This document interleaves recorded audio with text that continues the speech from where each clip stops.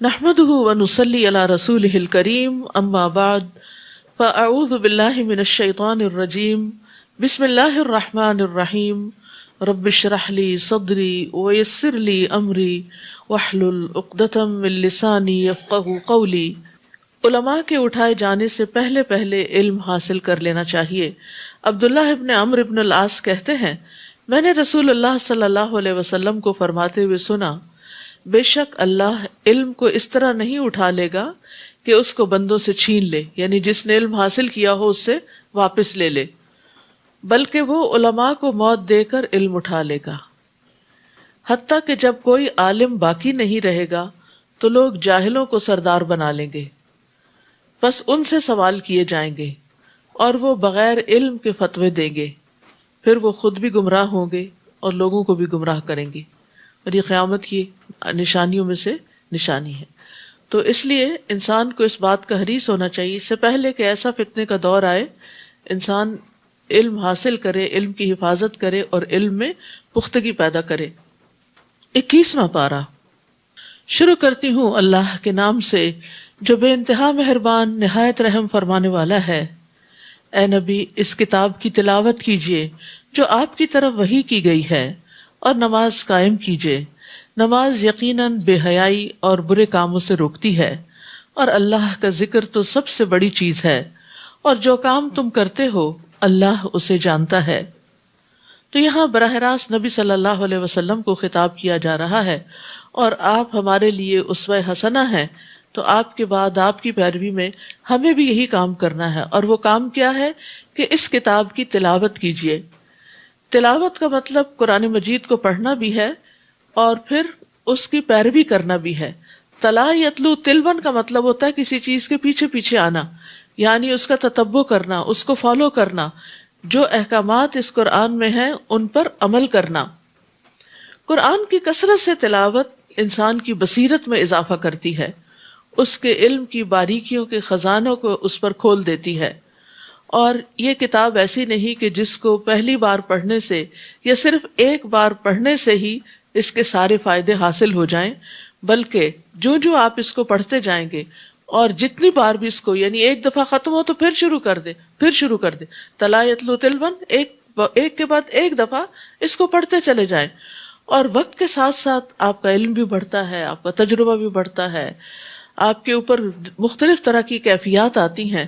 ان سب میں قرآن کی تلاوت انسان کو بے پناہ فائدہ عطا کرتی ہے، اور اس کے راز انسان پر جب کھلتے ہیں تو اس کی روح سیراب ہو جاتی ہے۔ اور جیسے جیسے پڑھنے والا قرآن کو کثرت سے پڑھتا جاتا ہے تو قرآن اس کو اپنی روشنیوں کی مزید چمک عطا کرتا ہے، اور پھر انسان اللہ کی طرف راغب ہو جاتا ہے۔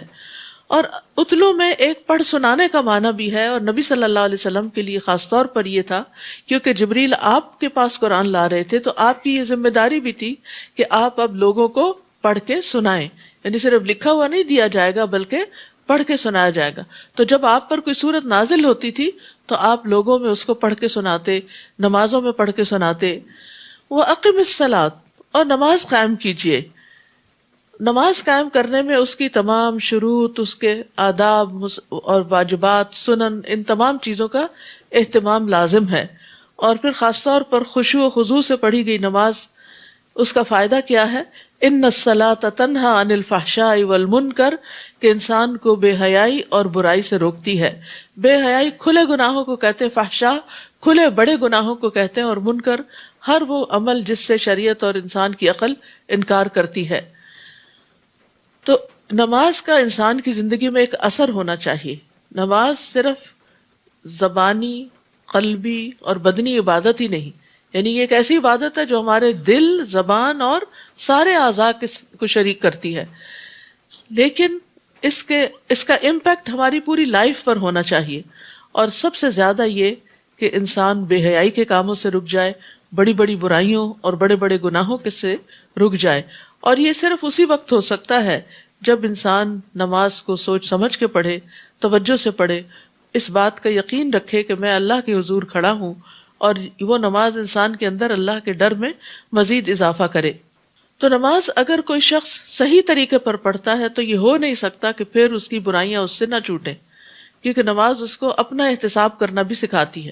اور آپ نے دیکھا ہوگا کہ نماز کے اندر اپنی کوتاہیاں بھی یاد آتی ہیں اور بھی بہت سی چیزیں یاد آتی ہیں. جب انسان ساری دنیا سے منقطع ہو جاتا ہے اور اللہ سبحانہ تعالیٰ کے سامنے کھڑے ہو کر ایک نقطے پر فوکس کرتا ہے تو اس ایک پروسیس ہے، یہ ایک عمل ہے جس سے انسان کا تزکیہ ہوتا ہے.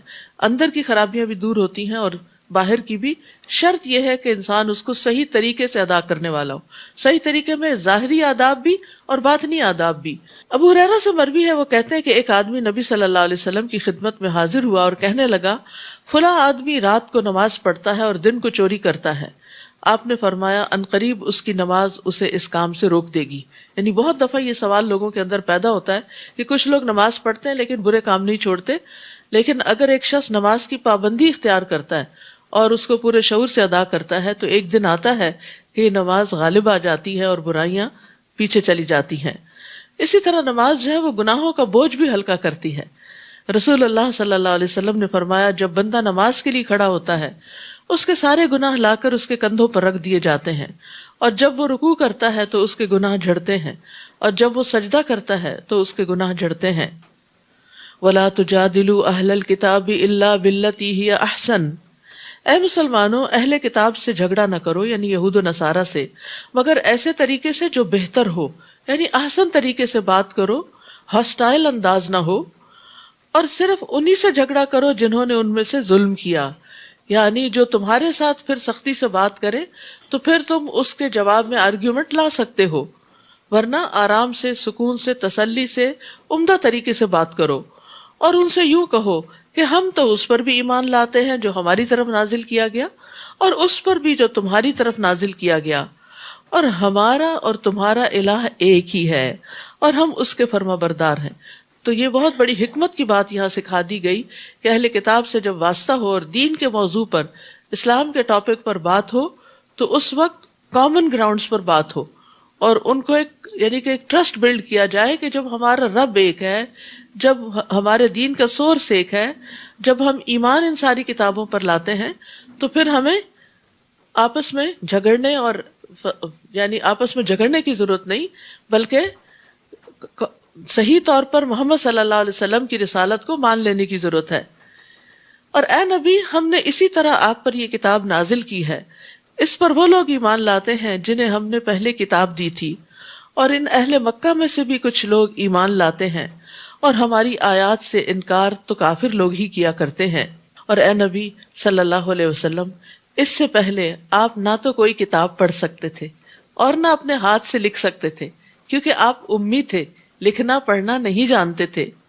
اگر ایسی بات ہوتی تو باطل پرست شبہے میں پڑ سکتے تھے، لیکن اب انہیں یقین ہونا چاہیے کہ ایک نبی جو 40 سال تک اس نے نہ کبھی پڑھا نہ لکھا، اب وہ اتنی بڑی حکمت کی باتیں کرنے لگا ہے، اتنا عمدہ کلام انہیں سنانے لگا ہے، تو یہ اس کے اپنی طرف سے نہیں ہے، یہ اس نے خود نہیں گھڑا، بلکہ اللہ سبحانہ تعالیٰ کی طرف سے ہی آیا ہے.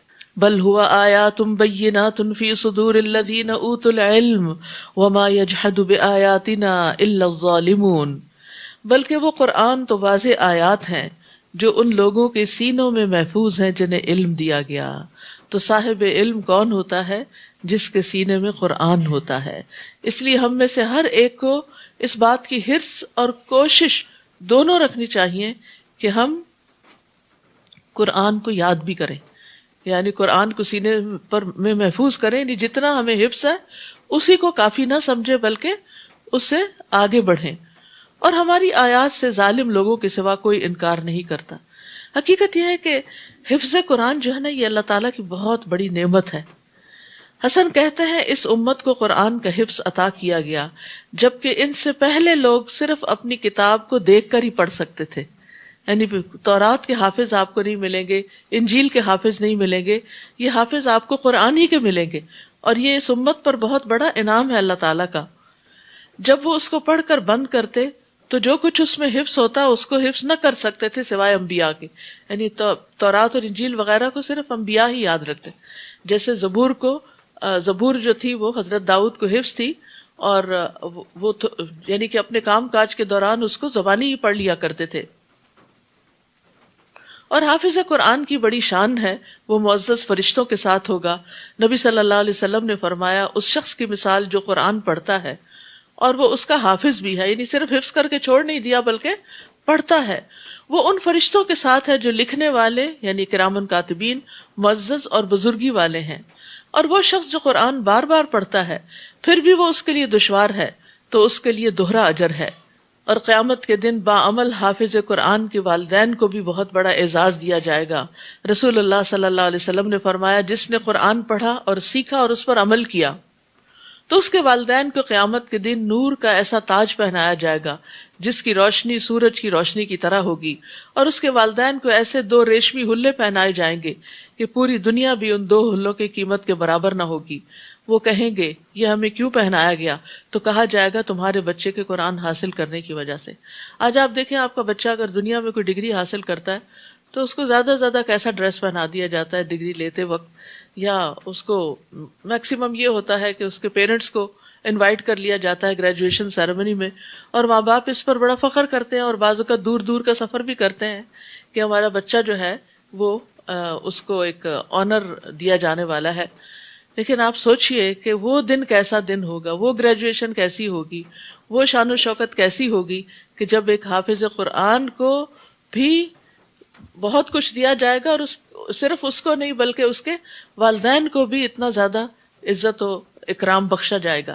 تو اس لیے ہمیں صرف اپنے بچوں کی دنیاوی تعلیم ہی کے لیے وقت اور مال اور کوشش نہیں صرف کرنی چاہیے، بلکہ ان کے دین اور آخرت کے لیے بھی فکر کرنی چاہیے۔ حفظ قرآن کا عمل جو ہے یہ بڑا صبر آزما ہوتا ہے، اور اس میں بہت پریشرز ہوتے ہیں۔ ایک تو خود قرآن یاد کرنے کا ہوتا ہے، دوسرا لوگوں کا بڑا پریشر ہوتا ہے، تم کب تک اس کو آؤٹ آف اسکول رکھو گی، کب یہ اسکول کی یا کب دنیا کی تعلیم حاصل کرے گا، کب یہ آگے بڑھے گا، یہ پیچھے رہ رہا ہے، یہ دوسرے بچوں سے بیہائنڈ جا رہا ہے، وغیرہ وغیرہ۔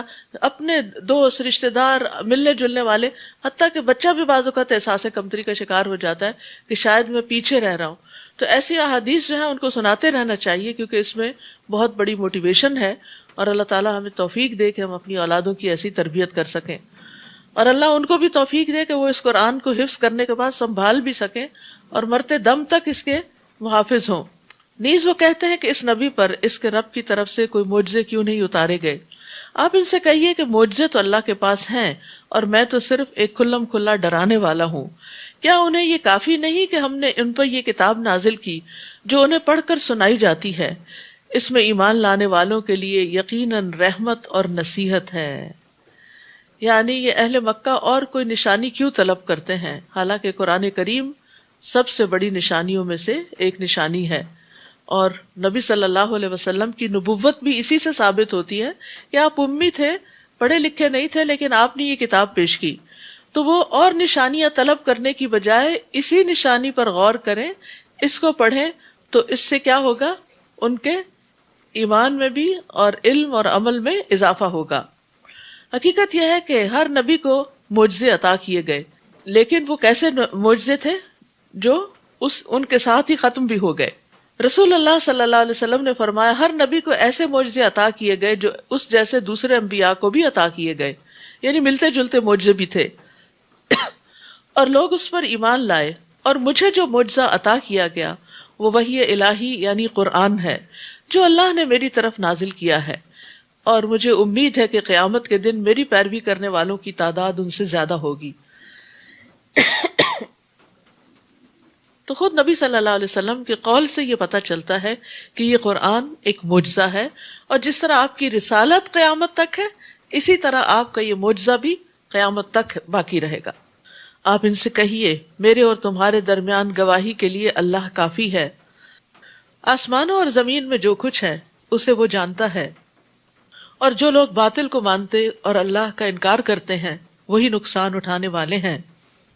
یہ لوگ آپ سے جلد عذاب لانے کا مطالبہ کرتے ہیں، اور اگر عذاب کا وقت مقرر نہ ہوتا تو وہ ان پر آ چکا ہوتا، اور وہ ان پر اس طرح اچانک آ جائے گا کہ انہیں خبر تک نہ ہوگی۔ یہ آپ سے جلد عذاب لانے کا مطالبہ کرتے ہیں، حالانکہ جہنم کافروں کو گھیرے میں لے چکی ہے۔ جس دن عذاب انہیں اوپر سے ڈھانپ لے گا اور پاؤں کے نیچے سے بھی، اور اللہ تعالیٰ فرمائے گا جو کچھ تم کرتے رہے اب اس کا مزہ چکھو۔ یہ عذاب کی شدت بتائی جا رہی ہے کہ جہنم کا عذاب کتنا سخت ہوگا. آپ تھوڑی دیر کے لیے امیجن کریں کہ آپ کسی کمرے میں ہیں اور اس کمرے کے فلور کو بھی آگ لگ جاتی ہے اور چھت سے بھی آگ ٹپکنے لگتی ہے. تو آپ کیا کرنا چاہیں گے؟ وہاں سے بھاگنا چاہیں گے. لیکن جہنم سے کوئی بھاگ بھی نہیں سکے گا. یہاں جو بات کی جا رہی ہے کہ عذاب اوپر سے بھی ڈھانپ لے گا، اوپر سے بھی اور نیچے سے بھی، اور وہ بیچ میں پھنس جائیں گے اور وہاں سے نکل نہ سکیں گے. تو آخرت کا عذاب، جہنم کا عذاب کوئی معمولی چیز نہیں ہے. اس لیے انسان کو ہر وہ کام چھوڑ دینا چاہیے کہ جس سے اللہ تعالیٰ نے عذاب کی وعید سنائی ہے، یا جس پر اللہ سبحانہ تعالیٰ نے عذاب کی وعید سنائی ہے. یا عبادی الذین آمنوا ان ارضی واسعۃ فایای فاعبدون، اے میرے بندو جو ایمان لائے ہو، میری زمین یقیناً بڑی وسیع ہے، لہذا میری ہی عبادت کرو.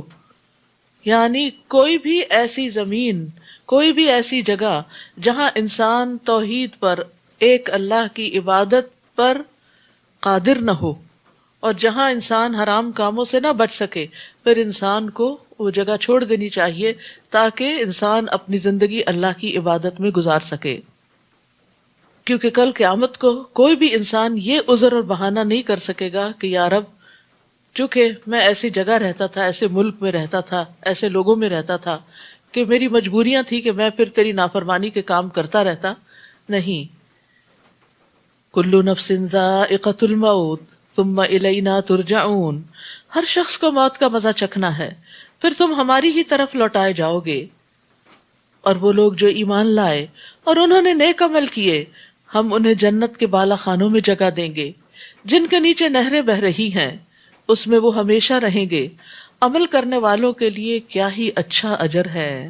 یعنی جو لوگ اللہ کی خاطر ہجرت کریں گے، عمل صالح کریں گے، اللہ تعالیٰ ان کو بہترین نعم البدل عطا کرے گا ایسی جنتوں کی صورت میں. الذین صبروا وعلی ربہم یتوکلون، جنہوں نے مصائب پہ صبر کیا اور اپنے رب پر بھروسہ رکھتے ہیں. وَكَأَيٍّ مِّن دَابَّةٍ لَا تَحْمِلُ رِزْقَهَا اللَّهُ يَرْزُقُهَا وَإِيَّاكُمْ.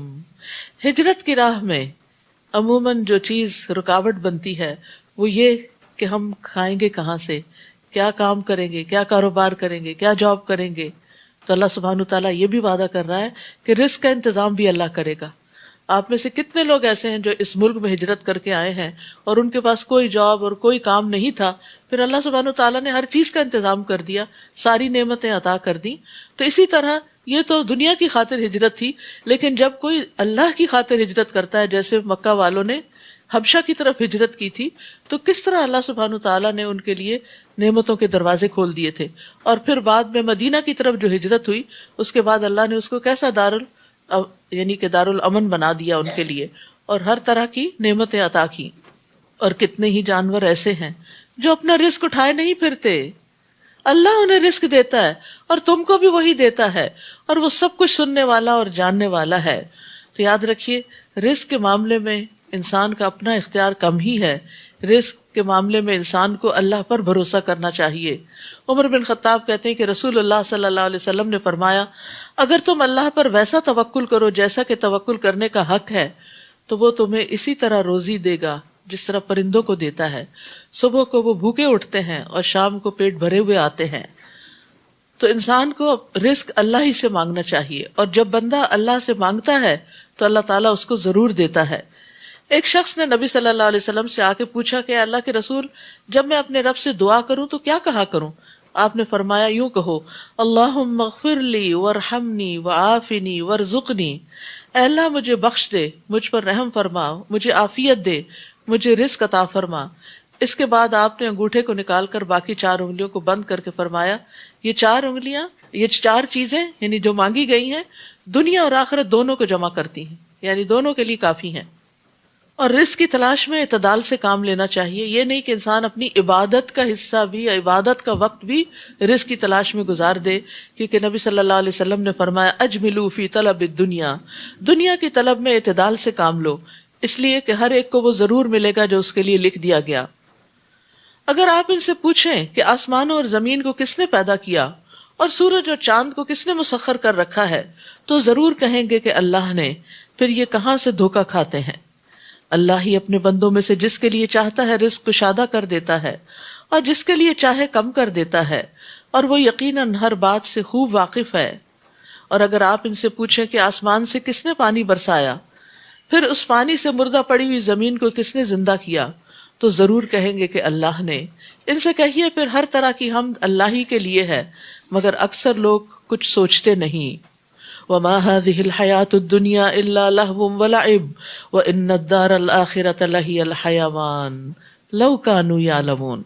یہ دنیا کی زندگی ایک کھیل تماشے کے سوا کچھ نہیں، اصل زندگی تو آخرت کا گھر ہے. کاش لوگ اس بات کو جانتے ہوتے، کاش وہ جانتے کہ یہ دنیا ایک وقتی جگہ ہے، ٹیمپریری.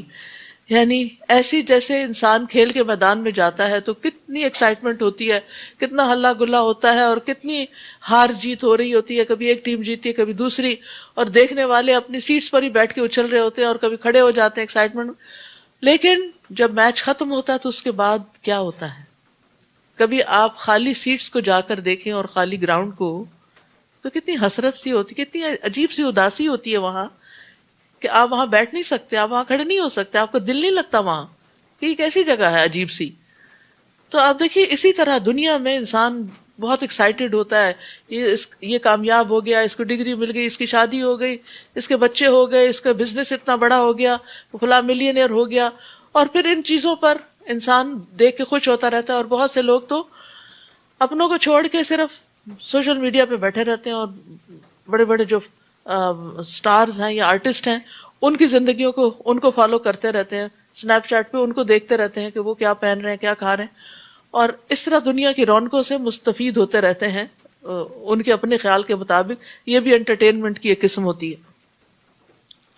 تو اس میں آپ دیکھیے کہ یہ سب کیا ہے، یہ کھیل تماشا ہے. جب آپ اس کو بند کر دیتے ہیں نا اپنے فون کو، تو اس کے بعد وہ سب کچھ، یعنی آپ اس کو ریچ نہیں کر سکتے، اس تک پہنچ نہیں سکتے. کسی نے اگر بہت بڑا ہیرو کا ہار بھی پہنا اور آپ دیکھ کے بہت اسے خوش ہو رہے ہیں، بہت آپ کو اچھا لگ رہا ہے، تو جب آپ اس کو بند کریں گے، کلک کریں گے اسکرین کو، تو اس کے بعد وہ ہیرو کا ہار کہاں گیا. تو دنیا کی زندگی بھی بس ایسے ہی ہے جیسے ایک اسکرین کے اوپر آپ یہ ساری چیزیں دیکھ رہے ہیں اور جلد ہی اس نے بند ہو جانا ہے، آنکھیں بند ہو جائیں گی اور انسان قبر میں اتر جائے گا اور یہ سب کچھ خواب جیسا لگے گا. اس کی کوئی حقیقت نہیں ہے، اس میں سے کوئی چیز بھی ہم ساتھ نہیں لے جا سکتے سوائے اپنے نیک اعمال کے. قرآن مجید میں ایک اور جگہ بھی آتا ہے وَإِنَّ الْآخِرَةَ هِيَ دَارُ الْقَرَارِ، اور یقیناً آخرت کا گھر وہی رہنے کا گھر ہے، اور اصل عیش آخرت کی عیش ہے. اللہم لا عیش الا عیش الآخرہ فاکرم الانصار والمہاجرہ. اے اللہ آخرت کی زندگی کے سوا کوئی زندگی حقیقی نہیں، بس انصار و مہاجرین پر اپنا فضل فرما. نبی صلی اللہ علیہ وسلم غزوہ خندق کے موقع پر یہ شعر پڑھ رہے تھے اور خندق کھود رہے تھے. پھر جب یہ کشتی میں سوار ہوتے ہیں تو اللہ کے لیے عبادت کو خالص کرتے ہوئے اسی کو پکارتے ہیں، اور جب وہ انہیں بچا کر خشکی پر لے آتا ہے تو اس وقت پھر شرک کرنے لگتے ہیں. یعنی جب مشکل وقت آتا ہے تو اللہ یاد آ جاتا ہے، اور جب مشکل ٹل جاتی ہے تو پھر وہ اپنے دھندوں میں اسی روٹین میں پھر آ جاتے ہیں. تاکہ ہم نے جو کچھ انہیں دے رکھا ہے اس کی ناشکری کریں اور مزے اڑاتے رہیں، اور جلد ہی انہیں معلوم ہو جائے گا. یعنی ان سب چیزوں کا انجام، یعنی ابھی تو اللہ نے ان کو مہلت دی ہوئی ہے، اس لیے مشکل سے نکل کر یہ اللہ کو بھول جاتے ہیں تو یہ سمجھتے ہیں کہ ہمیں کوئی پکڑنے والا نہیں، لیکن ایک دن پکڑ تو ہونی ہے. کیا وہ یہ نہیں دیکھتے کہ ہم نے حرم کو پرامن بنا دیا جبکہ ان کے ارد گرد کے لوگ اچک لیے جاتے ہیں؟ کیا پھر بھی یہ لوگ باطل کو مانتے ہیں اور اللہ کی نعمتوں کی ناشکری کرتے ہیں؟ اور اس شخص سے بڑھ کر ظالم کون ہوگا جو خود جھوٹ گھڑ کر اللہ کے ذمے لگا دے، یا اس کے پاس حق آئے تو اسے جھٹلا دے. کیا ایسے کافروں کے لیے دوزخ کا ٹھکانہ کافی نہیں؟ والذین جاہدوا فینا لنہدینہم سبلنا وان اللہ لمع المحسنین. اور جو لوگ ہماری راہ میں جد و جہد کرتے ہیں، سخت محنت کرتے ہیں، ہم یقیناً انہیں اپنی راہیں دکھا دیتے ہیں، اور اللہ تعالیٰ یقیناً نیکی کرنے والوں کے ساتھ ہوتا ہے. تو ہدایت کا تعلق کس کے ساتھ ہے؟ جد و جہد کے ساتھ ہے. یعنی جو محنت کرے گا، کوشش کرے گا اور سخت محنت کرے گا، اللہ سبحانہ تعالیٰ اس کو اپنی طرف آنے کا راستہ یعنی ہدایت کا راستہ ضرور دکھا دے گا. ابن قیم کہتے ہیں اللہ نے جہاد کو ہدایت کے ساتھ معلق کیا. لوگوں میں سے جو زیادہ جہاد کرنے والا، زیادہ محنت کرنے والا ہے، وہ کامل ہدایت والا ہے. اور سب سے زیادہ فرض جہاد نفس کے ساتھ جہاد ہے. یعنی سب سے زیادہ انسان کو سٹرگل اپنے آپ کے ساتھ کرنی پڑتی ہے. خواہش کے ساتھ جہاد کرنا، شیطان کے ساتھ جہاد کرنا اور دنیا کے ساتھ کرنا. جو شخص ان 4 چیزوں کے ساتھ اللہ کی رضا کے لیے جہاد کرتا ہے، اللہ تعالیٰ اسے اپنی رضا کے راستوں کی ہدایت ضرور فرماتا ہے، جو اس سے اس کی جنت کی طرف جو اسے اس کی جنت یعنی اللہ کی جنت کی طرف پہنچا دیتے ہیں. جو شخص جہاد کو چھوڑ دیتا ہے وہ ہدایت سے اس قدر محروم رہ جاتا ہے جس قدر وہ جہاد کو معطل کرتا ہے. تو یاد رکھیے، اب آج کل آپ خوب محنت کر رہے ہیں، بھاگ دوڑ کر کے سفر کر کے یہاں پہنچتے ہیں، تو یہ سب کچھ کیا ہے؟ یہ جہاد ہے، یہ محنت ہے. اور یہاں آنے کے لیے جو گھر کے کاموں میں دوڑ لگاتے ہیں آپ اور باقی ذمہ داریوں کو پورا کرتے ہیں یا ان کو یعنی ایک طرف کرتے ہیں، تو اس میں آپ کی نیند بھی قربان ہوتی ہے، آپ کی بہت سی خواہشات کہ آپ کھانا چاہتے ہیں، آپ آرام کرنا چاہتے ہیں، وہ سب چھوڑ کے آپ محنت کر کے قرآن سمجھنے کے لیے آتے ہیں. تو والذین جاہدوا فینا لنہدینہم سبلنا، تو وہ کچھ لے کے بھی جاتے ہیں. آپ سوچئے، اگر آپ امیجن کریں کہ آپ جب یہاں اندر آئے ہیں اور آپ سوچیں آج 21ویں پارے میں کیا ہے، شاید آپ بالکل بلیک آؤٹ ہوں کہ آپ کو کچھ پتا نہ ہو، ایک آیت کا بھی نہ پتا ہو کہ کیا 21ویں پارے میں.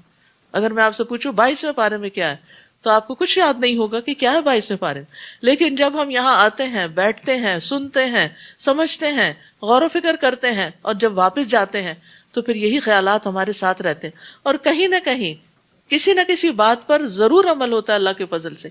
تو یہ انسان کا مجاہدہ ہے اپنے ساتھ اور اللہ کے راستے میں کہ مجھے اللہ کے راستے کی ہدایت مل جائے. تو جو شخص یہ محنت کرے گا وہ ہدایت پائے گا. لیکن جو لوگ اس چیز کے لیے وقت نہیں نکالتے، حالانکہ وہ نکال سکتے ہیں، اگر آپ نے قربانیاں کی ہیں تو وہ بھی کر سکتے ہیں، اور اگر وہ نہیں کرتے تو پھر یہ لطف اور یہ ایمان کی حلاوت اور یہ ہدایت اور روشنی اور رستے کی رہنمائی اور نیک اعمال کا علم یہ ان کو حاصل نہیں ہوتا. پھر بعض اوقات وہ صرف اپنی کنفیوژنز میں رہتے ہیں، ریگریٹس میں رہتے ہیں، پشیمانیوں میں رہتے ہیں، کیونکہ قرآن دلوں کے لیے شفا بھی ہے. تو جب تک یہ محنت انسان کرے نا، اس وقت تک یہ سب دولت حاصل نہیں ہو سکتی. تو یہ اللہ کا وعدہ ہے، جو محنت کرے گا میں اس کو ضرور عطا بھی کروں گا.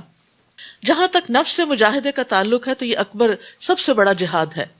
ابو سلیمان دارانی کہتے ہیں اس آیت میں جہاد سے مراد کافروں کے ساتھ جنگ کرنا نہیں بلکہ دین کی حمایت اور مدد کرنا، باطل پرستوں کا رد کرنا، ظالموں کو روکنا، نیکی کا حکم دینا، برائی سے روکنا ہے. اور اس جہاد میں نفسوں کا اللہ کی اطاعت میں کوشش کرنا بھی شامل ہے، اور یہی جہاد اکبر ہے. یعنی نفس کو اللہ کی اطاعت کے لیے راغب کرنا، یہ کیا ہے؟ جہاد اکبر ہے.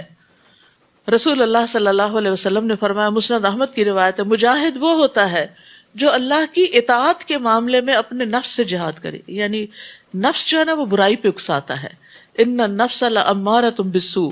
لیکن انسان جب نفس کی نہیں مانتا، اپنی نیند قربان کرتا ہے، بھوک قربان کرتا ہے اور روزہ رکھ لیتا ہے اور قیام اللیل کرتا ہے، تو یہ دراصل اپنے ساتھ کیا کر رہا ہوتا ہے؟ جہاد کر رہا ہوتا ہے. تو مجاہد وہ ہوتا ہے جو اللہ کی اطاعت کے معاملے میں اپنے نفس سے جہاد کرے. اسی طرح انسان صرف جان سے نہیں، نفس سے نہیں، بلکہ مال سے بھی جہاد کرتا ہے. ایک شخص نبی صلی اللہ علیہ وسلم کے پاس آیا اور اس نے پوچھا، لوگوں میں سے افضل کون ہے؟ تو آپ نے فرمایا، جو شخص اپنے مال اور اپنے نفس کے ساتھ اللہ کے راستے میں جہاد کرے. رسول اللہ صلی اللہ علیہ وسلم نے یہ خوشخبری بھی دی، اللہ تبارک و تعالیٰ کی راہ میں جہاد کرو، کیونکہ اللہ کے راستے میں جہاد کرنا جنت کے دروازوں میں سے ایک دروازہ ہے جس کے ذریعے اللہ انسان کو غم اور پریشانی سے نجات عطا فرماتا ہے. یعنی جب آپ اس کام میں کی محنت میں لگتے ہیں، اللہ کے راستے میں دوڑنے لگتے ہیں، تو اس کے نتیجے میں آپ کو غموں اور پریشانیوں سے بھی نجات ملتی ہے. سورۃ الروم، بسم اللہ الرحمن الرحیم. سورۃ الروم، الف لام میم، الف لام میم. غلبت الروم، رومی قریب کی سرزمین میں مغلوب ہو گئے، تاہم وہ مغلوب ہونے کے بعد پھر غالب آ جائیں گے. فی بضع سنین، چند ہی سال بعد. اس شکست سے پہلے بھی اللہ ہی کا حکم چلتا تھا اور بعد میں بھی اسی کا چلے گا، اور جب رومیوں کو فتح ہوگی اس دن مسلمان خوشیاں منائیں گے.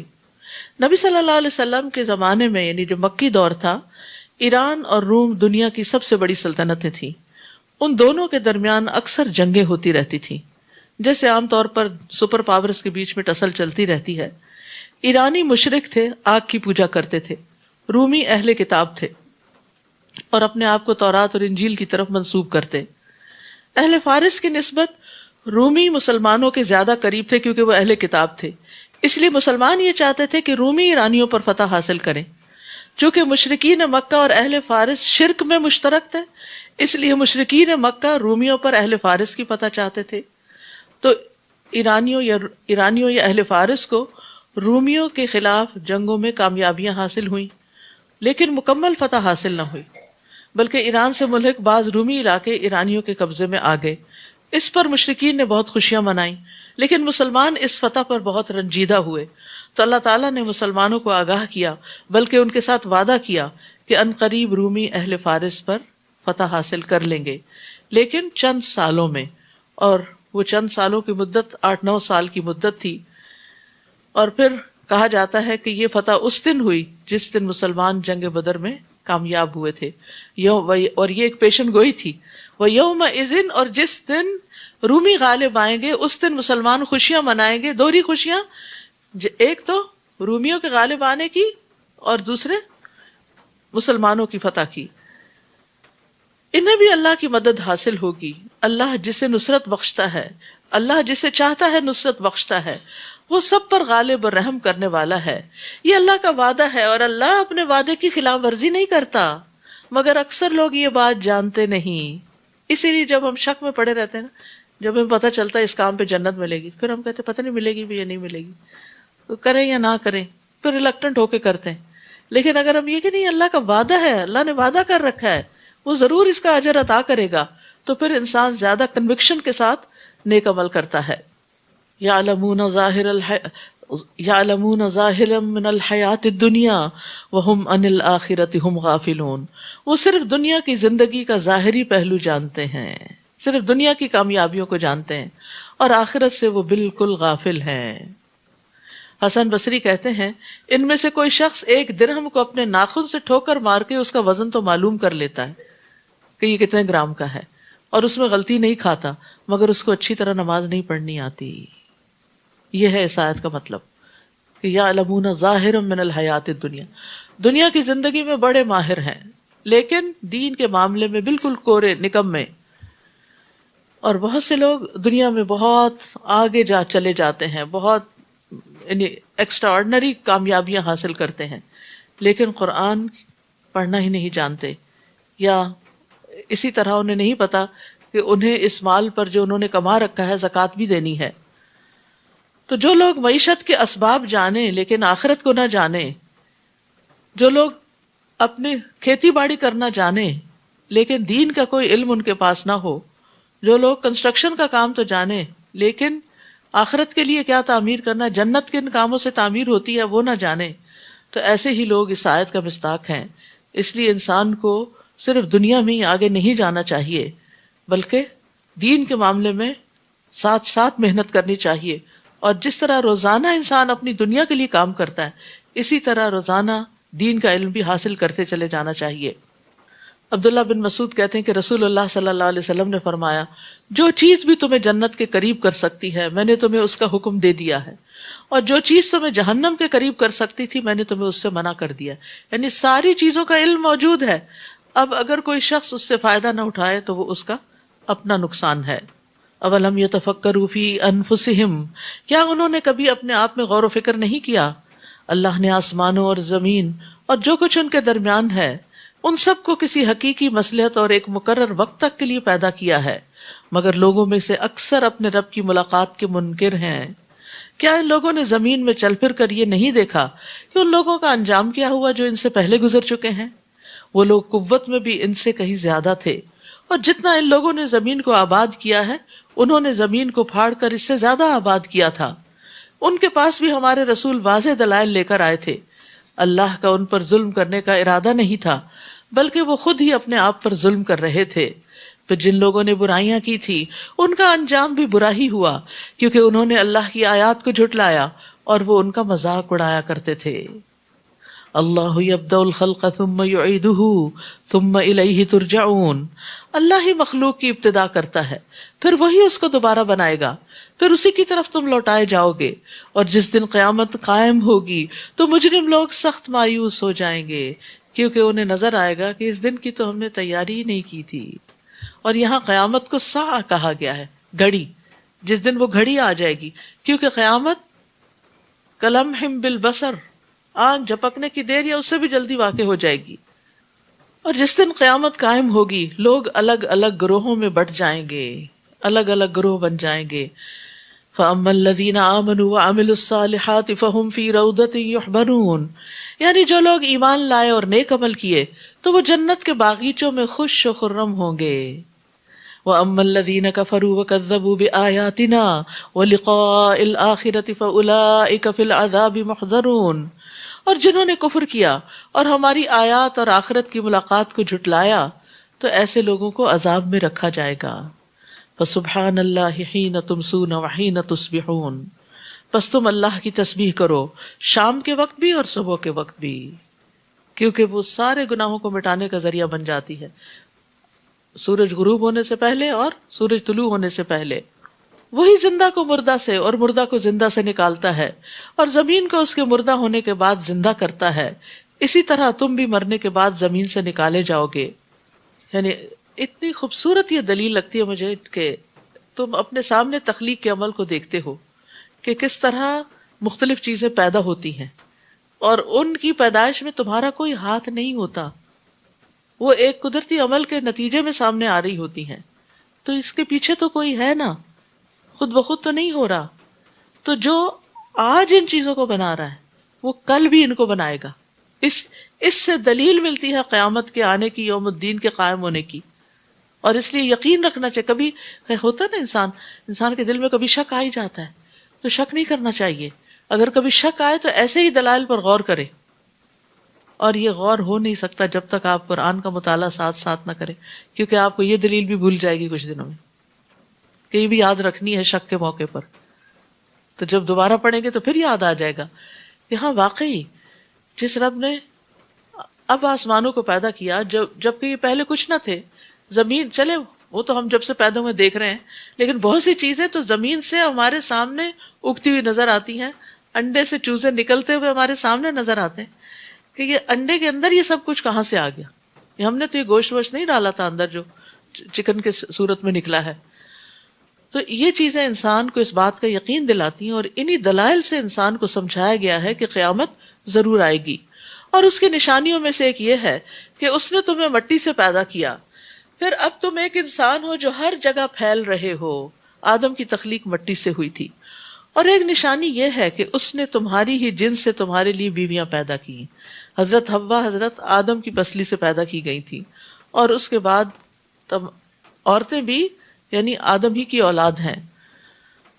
اور پھر کیوں پیدا کی؟ تاکہ تم ان کے پاس سکون حاصل کرو. اور ازواج کلر جیسے کہ پہلے بھی میں نے عرض کیا کہ میاں بیوی دونوں کے لیے آتا ہے، تو دونوں کا اکٹھا ہونا اس کا پرائمری مقصد کیا ہے کہ ایک دوسرے سے انس حاصل کرو، ایک دوسرے سے سکون پاؤ. اور اس نے تمہارے درمیان محبت اور رحمت پیدا کر دی. یہ بھی بہت حیران کن چیز ہے کہ دو بالکل اجنبی لوگ ہوتے ہیں، جو ہی نکاح کے رشتے میں بنتے ہیں دونوں کے درمیان ایک محبت پیدا ہو جاتی ہے جو کسی اور کے ساتھ نہیں ہوتی، اور انسان ایک دوسرے کی اس طرح کیئر کرنے لگتا ہے جو شاید کسی اور کی ہو. غور و فکر کرنے والوں کے لیے اس میں کئی نشانیاں ہیں کہ یہ سب بھی یعنی اللہ تعالیٰ نے جو تخلیق کیا انسان کو تو صرف ہڈیاں اور گوشت اور خون کا ڈھانچہ بنا کے اس کے اندر خون نہیں دوڑا دیا یا اس کے کچھ مسلز نہیں بنا دیے، بلکہ اس کے اندر دل رکھا اور دل میں جذبات رکھے اور ان جذبات کی تسکین کے لیے بھی سامان پیدا کیے. اس کے اندر جنسی خواہش رکھی اور اس خواہش کی تکمیل کے لیے پھر انتظام بھی کیا، بندوبست بھی کیا. تو یہاں پر میاں بیوی کی باہم محبت اللہ کی نشانیوں میں سے ایک نشانی قرار دی گئی ہے کہ اللہ تعالیٰ نے ان کے درمیان صرف محبت نہیں رحمت کو بھی ڈالا.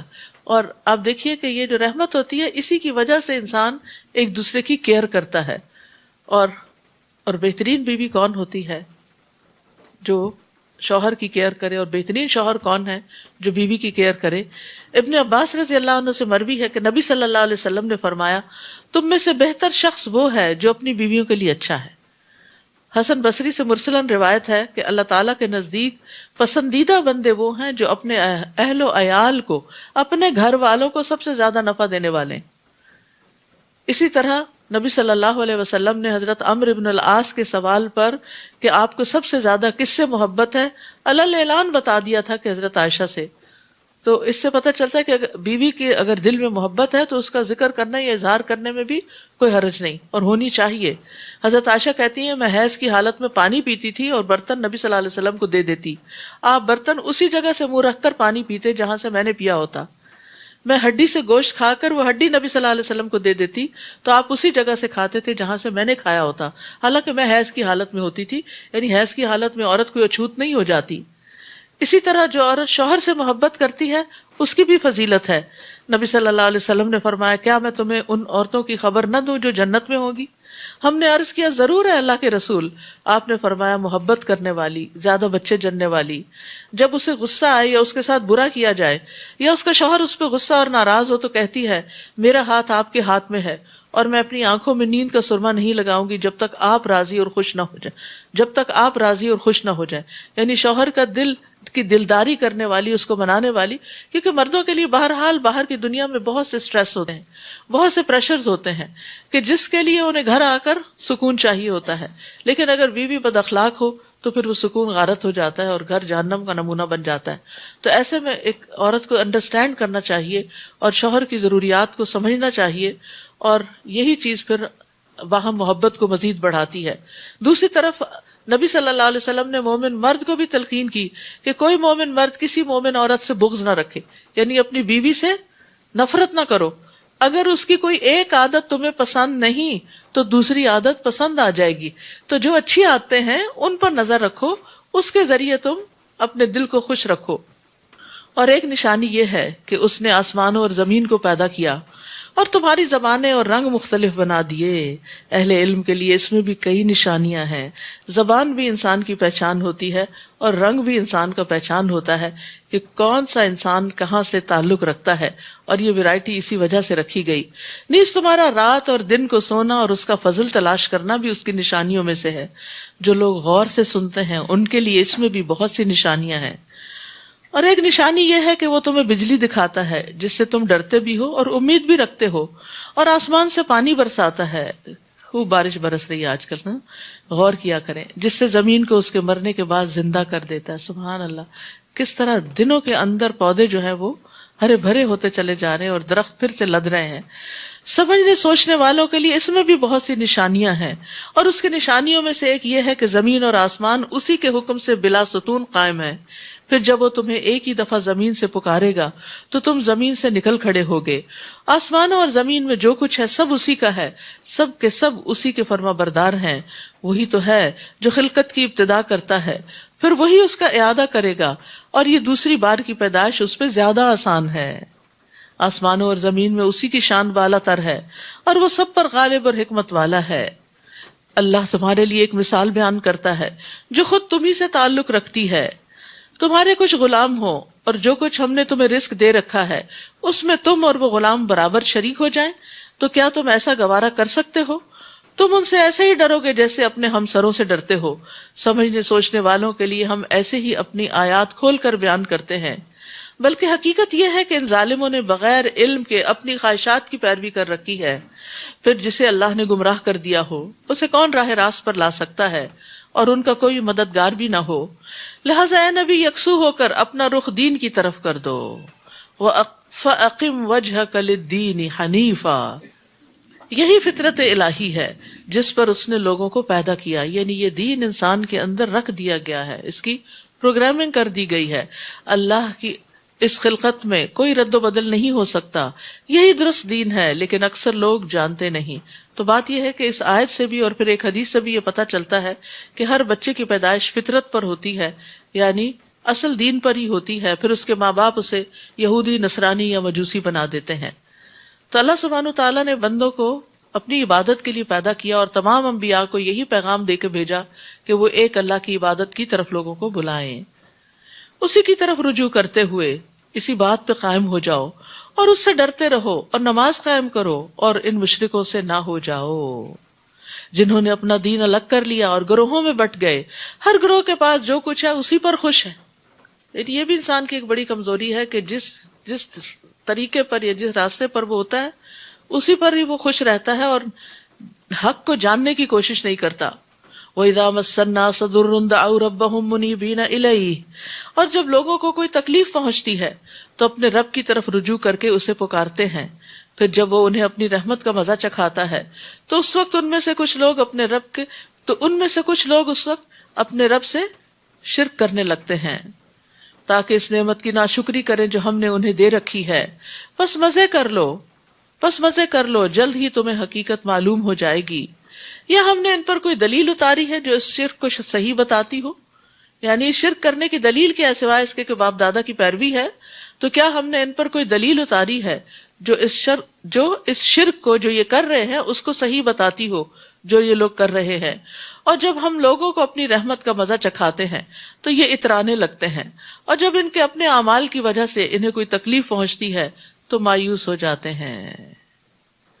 مصیبت پہنچنے پر مایوس ہونے کی بجائے گناہوں کو چھوڑنا ضروری ہے. مایوسی سے تکلیف دور نہیں ہوتی، نا امید ہونے سے، ہمت ہار دینے سے، فیڈ اپ ہو جانے سے تکلیف دور نہیں ہوتی. تکلیف دور ہوتی ہے نافرمانیاں چھوڑنے سے، کہ انسان اللہ کی کوئی بھی نافرمانی ایسی کر رہا ہے، کوئی گناہ ایسا کر رہا ہے تو اس کو چھوڑ دے. تو یہاں پر یہ کہا جا رہا ہے کہ جب ان پر کوئی تکلیف آتی ہے تو بجائے اس کے کہ وہ نافرمانی چھوڑیں، اللہ کی طرف رجوع کریں، وہ مایوس ہو جاتے ہیں. کیا انہوں نے دیکھا نہیں کہ اللہ جس کا چاہے رزق زیادہ کر دیتا ہے اور جس کا چاہے کم کر دیتا ہے. ایمان لانے والوں کے لیے اس میں بھی کئی نشانیاں ہیں، یعنی مالی اعتبار سے اپ اینڈ ڈاؤن زندگی کا ایک حصہ ہے اور یہ بھی انسان کو بہت کچھ سکھاتا ہے. یعنی جب آپ کی مثلاً ایک اچھی بھلی جاب ہوتی ہے اور اچانک چلی جاتی، اس وقت جس طرح آپ سوچتے کہ میری کہاں غلطی تھی، میں نے کیا کوتاہی کی، مجھے اس جاب سے کیوں نکالا گیا، میری کون سی ویکنس تھی، اتنا زیادہ انسان اپنا محاسبہ کرتا ہے کہ جو عام حالات میں ایک روٹین کی نارمل لائف جب گزر رہی ہوتی تو بالکل نہیں کرتا. آپ کا بزنس تھا بہت اچھا، اس میں کوئی نقصان ہو گیا کسی بھی طرح سے، تو جب رزق میں کمی آتی ہے تو انسان لازماً اللہ کی طرف متوجہ ہوتا ہے. اور وہ متوجہ دو طرح ہوتا ہے، ایک اللہ سے ناراض ہو کے اور ایک اللہ سے راضی ہونے کے لیے، اللہ کو راضی کرنے کے لیے. تو کچھ لوگ ایسے ہوتے ہیں کہ جب ان پر کوئی مصیبت آتی ہے تو وہ اللہ سے ناراض ہو جاتے ہیں، اور کچھ لوگ اللہ کو راضی کرنے کی کوشش کرتے ہیں کہ اللہ تعالیٰ اگر یہ رزق کی کمی، کیونکہ حدیث میں آتا ہے کہ بعض اوقات بندے کو ایک رزق ملنا ہوتا ہے لیکن اس کی گناہ کی وجہ سے اس کو اس رزق سے محروم کر دیا جاتا ہے. تو ہمیں نہیں پتا کہ ہم پر کوئی مشکل آئی تو کیوں آئی. ایسے میں انسان کو واپس اللہ ہی کی طرف لوٹنا چاہیے. اسی لیے ہر مصیبت میں کیا پڑھنے کو سکھایا گیا؟ انا للہ و انا الیہ راجعون. ہم اللہ کی طرف لوٹنے والے ہیں، اس کا یہ مطلب نہیں مر کے ہی جائیں گے، اب بھی اللہ کی طرف واپس آ رہے ہیں، اللہ ہی کی طرف رجوع کر رہے ہیں. اللہ ہمیں ہدایت دے دے اور ہماری مشکلات کو آسان کر دے. بس اپنے قرابت والے کو، مسکین اور مسافر کو اس کا حق دو. اگر چاہتے ہو نا رزق میں اضافہ ہو تو پھر کیا کرو؟ ان کا حق ادا کرو. یہ بات ان لوگوں کے لیے بہتر ہے جو اللہ کی رضا چاہتے ہیں، اور یہی لوگ کامیاب ہوں گے. نبی صلی اللہ علیہ وسلم نے فرمایا، بے شک مسکین پہ صدقہ کرنے کا ایک ثواب اور رشتہ دار پر صدقہ کرنے پر دگنا ثواب. ایک صدقے کا، دوسرا رشتہ داری کا، صلہ رحمی کا. نبی صلی اللہ علیہ وسلم نے فرمایا، بے شک سب سے افضل صدقہ وہ ہے جو اس رشتہ دار پہ کیا جائے جو پوشیدہ دشمنی رکھنے کی بنا پر تم سے اعراض کرے، تمہارا سامنا ہی نہیں کرتا، ملتا ہی نہیں، بات ہی نہیں کرتا، اور آپ کو پتہ چل جاتا ہے کہ اس کو ضرورت ہے تو آپ اس کی مدد کے لیے کچھ بھیج دیں جو آپ کو پوچھے بھی نہ. اور جو کچھ تم بطور سود دیتے ہو کہ لوگوں کے اموال سے تمہارا مال بڑھتا رہے، تو ایسا مال اللہ کے ہاں نہیں بڑھتا. اور جو کچھ تم اللہ کی رضا کے لیے اور جو کچھ تم اللہ کی رضا چاہتے ہو اور جو کچھ تم اللہ کی رضا چاہتے ہوئے بطور زکوٰۃ دیتے ہو، وما آتیتم من زکات تریدون وجہ اللہ، اور جو بھی تم زکات دیتے ہو اور تم اس کے بدلے میں اللہ کا چہرہ چاہتے ہو، فاولئک ھم المضعفون، تو ایسے ہی لوگ اپنا مال دگنا چگنا کرنے والے ہیں۔ زکات کو بھی اللہ کے دیدار کی خاطر دیں کہ اللہ مجھے صرف تیرا چہرہ مقصود ہے، مجھے اور کچھ نہیں چاہیے، تو اللہ سبحانہ وتعالیٰ ان کا ثواب کئی گنا بڑھا دیتے ہیں۔ زکات ایک فریضہ ہے، سبحان اللہ، فرض ادا کرنے پر بھی اجر ہے، اور کئی گنا زیادہ اجر ہے اس اخلاص کے اعتبار سے جو آپ کے اندر ہوتا ہے۔ اور زکات ادا کرنے والوں کے لیے نہ کوئی خوف ہوگا، نہ وہ غمگین ہوں گے، اور نہ ہی وہ غمگین ہوں گے۔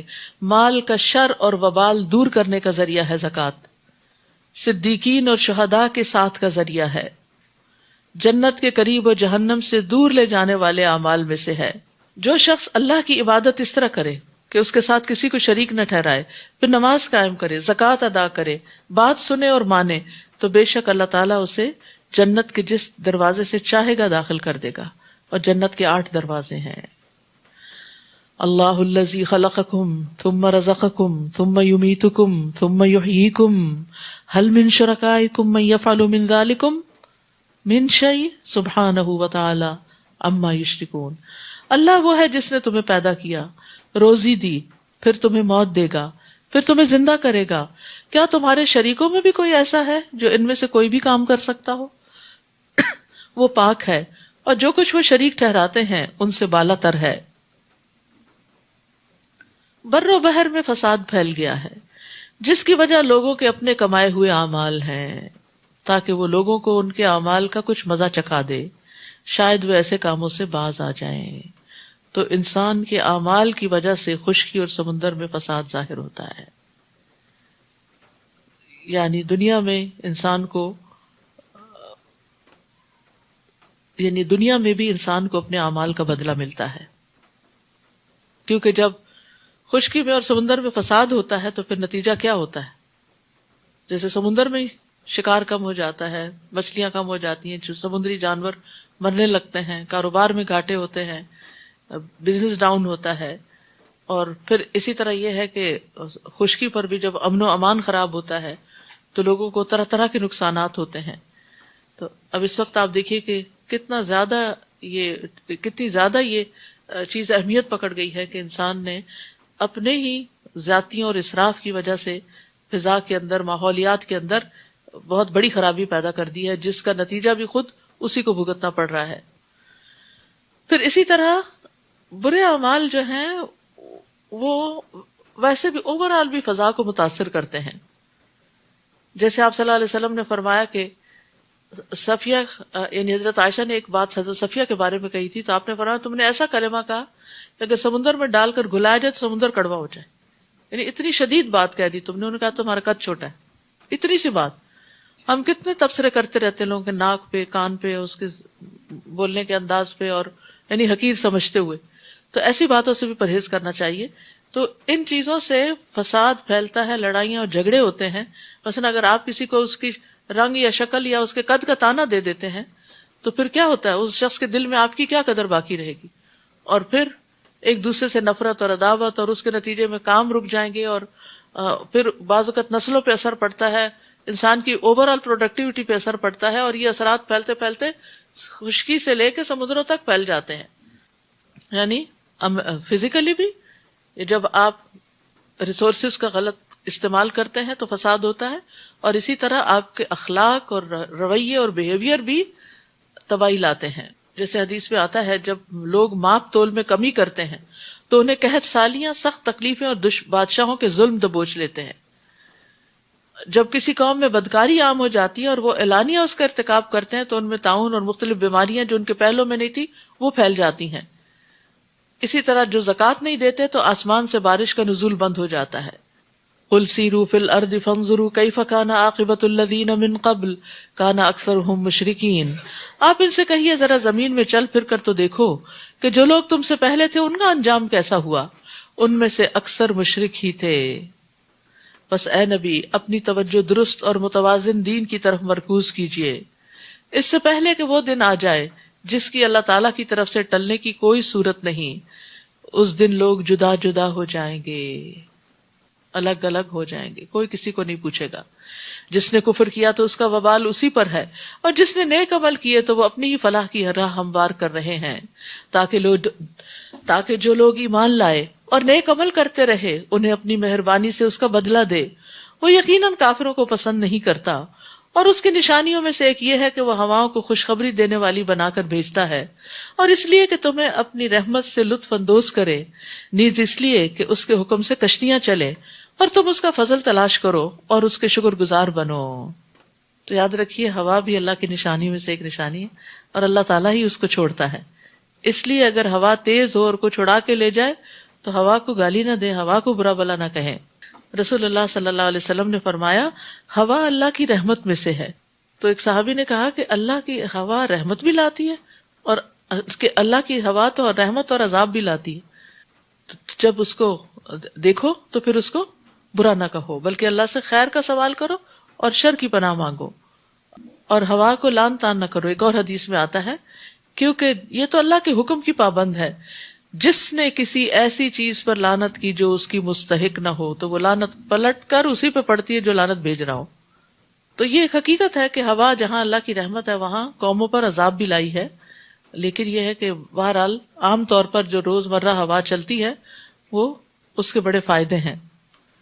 وَلَقَدْ أَرْسَلْنَا مِن قَبْلِكَ رُسُلًا إِلَىٰ قَوْمِهِمْ فَجَاءُوهُمْ بِالْبَيِّنَاتِ. اور آپ سے پہلے ہم نے کئی رسول ان کی قوموں کی طرف بھیجے جو روشن دلیلیں لے کر ان کے پاس آئے. پھر جو لوگ مجرم تھے ہم نے ان سے انتقام لے لیا، اور مومنوں کی مدد کرنا ہمارا حق تھا. اللہ وہ ہے جو ہوائیں بھیجتا ہے تو وہ بادل کو اٹھا لاتی ہیں، پھر اللہ جیسے چاہتا ہے اس بادل کو آسمان میں پھیلا دیتا ہے اور اسے ٹکڑیاں بنا دیتا ہے. پھر تو دیکھتا ہے کہ بارش کے قطرے اس میں سے نکل آتے ہیں. پھر جب اللہ اپنے بندوں میں سے جن پر چاہے بارش برسا دیتا ہے تو وہ خوش ہو جاتے ہیں.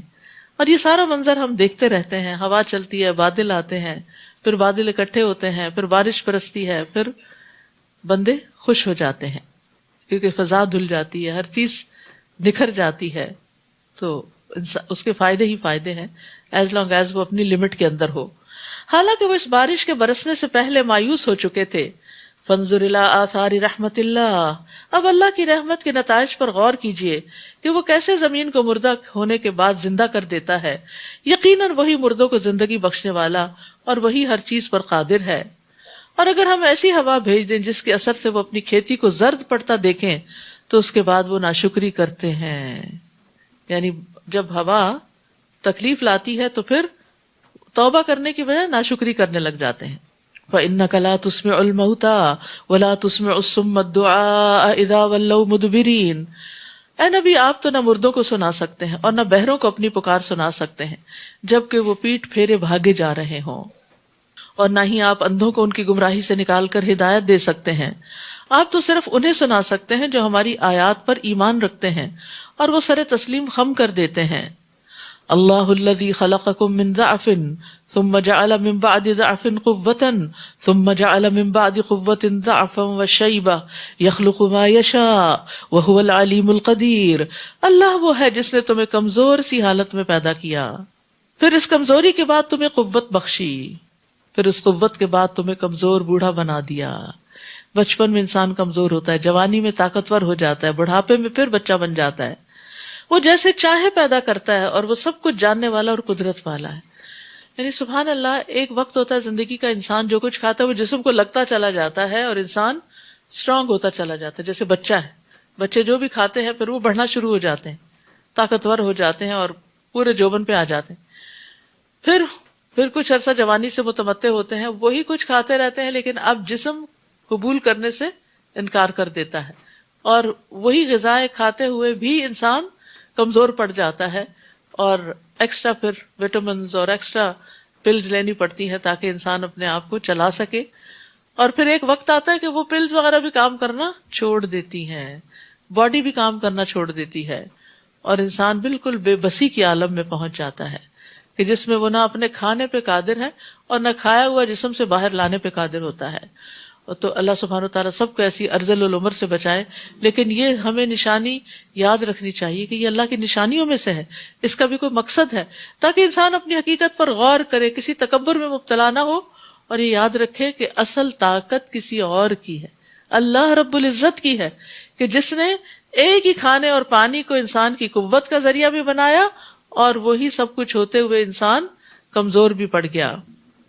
اور جس دن قیامت قائم ہوگی تو مجرم لوگ قسمیں کھا کھا کر کہیں گے ہم تو ایک گھڑی سے زیادہ نہیں ٹھہرے تھے، دنیا میں بس ایک گھڑی ٹھہرے ہیں۔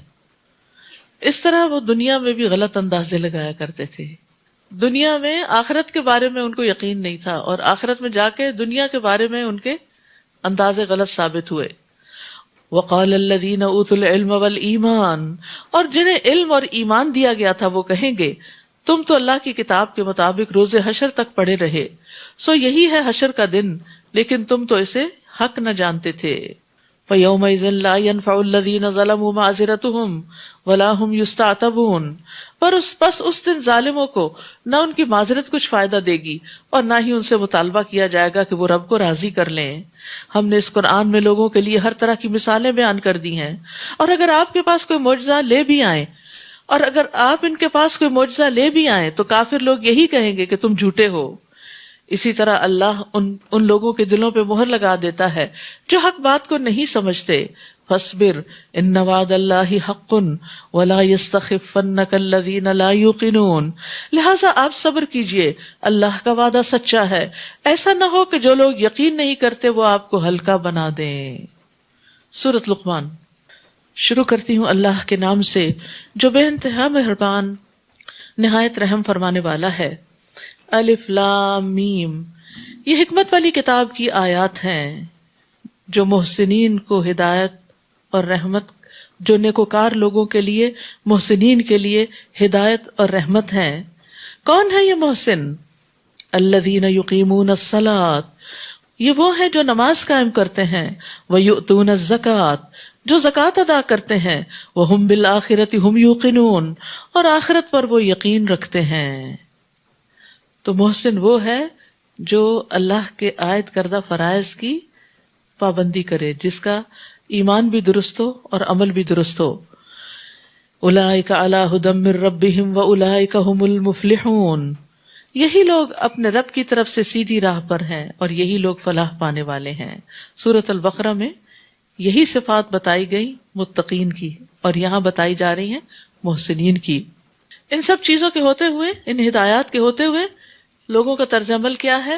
وَمِنَ النَّاسِ مَن يَشْتَرِي لَهْوَ الْحَدِيثِ لِيُضِلَّ عَن سَبِيلِ اللَّهِ بِغَيْرِ عِلْمٍ وَيَتَّخِذَهَا هُزُوًا أُولَٰئِكَ لَهُمْ عَذَابٌ مُّهِينٌ، لوگوں میں کوئی ایسا ہے جو اس لیے بیہودہ باتیں خریدتا ہے کہ بغیر علم کے اللہ کی راہ سے بہکا دے، یعنی قرآن کے مقابلے میں لغویات لے آتا ہے اور اس کا مذاق اڑائے۔ یعنی جو لوگ اور طرح کی کتابیں پڑھتے رہتے ہیں جو اللہ اور اس کے رسول اور دین اور ایمان سے بالکل کوئی تعلق نہیں رکھتی، تو پھر عموماً انسان کے اندر ایک ایسا رویہ ڈیولپ ہو جاتا ہے کہ انسان دین کا، قرآن کا، اس علم کا مذاق اڑانے لگتا ہے۔ ایسے ہی لوگوں کے لیے رسوا کن عذاب ہے۔ تو لغویات جو ہیں وہ انسان کو غافل کر دیتی ہیں، اور لہو الحدیث جو ہے وہ ایسی بات، ایسا علم یا ایسی چیز ہے جن کے ساتھ اپنا وقت انسان گزارتا ہے، وہ انسان کو اپنے اندر مشغول کر لیتی ہیں اور ان سے وہ لذت بھی حاصل کرتا ہے، یعنی اس کو ایک ایڈکشن ہو جاتی ہے۔ چاہے وہ کتابیں ہوں، کوئی سیریز ہوں، چاہے وہ گیت گانا ہو، یا وہ ایسی چیزیں جس کی طرف انسان کی حیوانی طبیعت مائل ہوتی ہو، یعنی جو اس کی خواہش نفس کو ہوا دینے والی ہوں، جو بے فائدہ ہوں، جن سے انسان نان سیریس ہو، جن سے انسان اللہ کے راستے سے بھٹکتا ہو یا بھٹکاتا ہو۔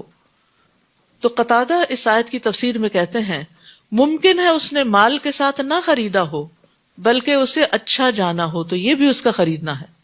ابن کثیر کہتے ہیں کہ آدمی کی ضلالت و گمراہی کے لیے یہی کافی ہے کہ وہ سچی اور حق باتوں کی بجائے جھوٹی حکایتوں اور نقصان دہ کو فائدہ مند چیز پر ترجیح دے۔ تو اس سے یہ پتہ چلتا ہے کہ کوئی بھی چیز جو انسان کو غافل کرنے والی ہو، انسان کو اپنے اندر اتنی مشغول کر لے، انسان اس کو پا کر اتنا انجوائے کرے کہ وہ اپنے دین، ایمان، آخرت ہر چیز کو بھول جائے تو وہ چیز اس کے لیے ناپسندیدہ ہے. اور بعض علماء نے لہو الحدیث کا معنی گانا کیا ہے، یعنی گانا بجانا. عبداللہ بن دینار کہتے ہیں کہ میں عبداللہ بن عمر کے ساتھ گیا، وہ ایک چھوٹی سی لڑکی کے پاس سے گزرے جو گا رہی تھی. اس پر ابن عمر نے کہا شیطان اگر کسی کو چھوڑتا تو اسی کو چھوڑ دیتا. پھر اسی طرح ابن مسعود سے اس آیت کے بارے میں پوچھا گیا تو انہوں نے کہا اللہ کی قسم وہ ذات جس کے علاوہ کوئی الہ نہیں، اس لہو الحدیث سے مراد گانا ہے. آپ قسم اٹھا کر اس بات کو 3 دفعہ دہراتے تھے. ابراہیم نخی کہتے ہیں کہ گیت دل میں نفاق کو اگاتا ہے، منافقت پیدا ہوتی ہے، اور پھر یہ قرآن سے بھی غافل کر دیتا ہے. وَإِذَا تُتْلَى عَلَيْهِ آيَاتُنَا وَلَّى مُسْتَكْبِرًا. اب وہ ایسا مزاج بن جاتا ہے کہ ایسے لوگوں کو جب قرآن کی آیات پڑھ کے سنائی جاتی ہیں تو وہ تکبر سے یوں منہ پھیر لیتا ہے جیسے اس نے کچھ سنا ہی نہ ہو، گویا اس کے کانوں میں بوجھ ہے. آپ اسے دردناک عذاب کی خوشخبری دے دیجئے. البتہ جو لوگ ایمان لائے اور نیک عمل کیے ان کے لیے نعمتوں والے باغ ہیں جن میں وہ ہمیشہ رہیں گے. یہ اللہ کا سچا وعدہ ہے اور وہ ہر چیز پر غالب ہے اور حکمت والا ہے.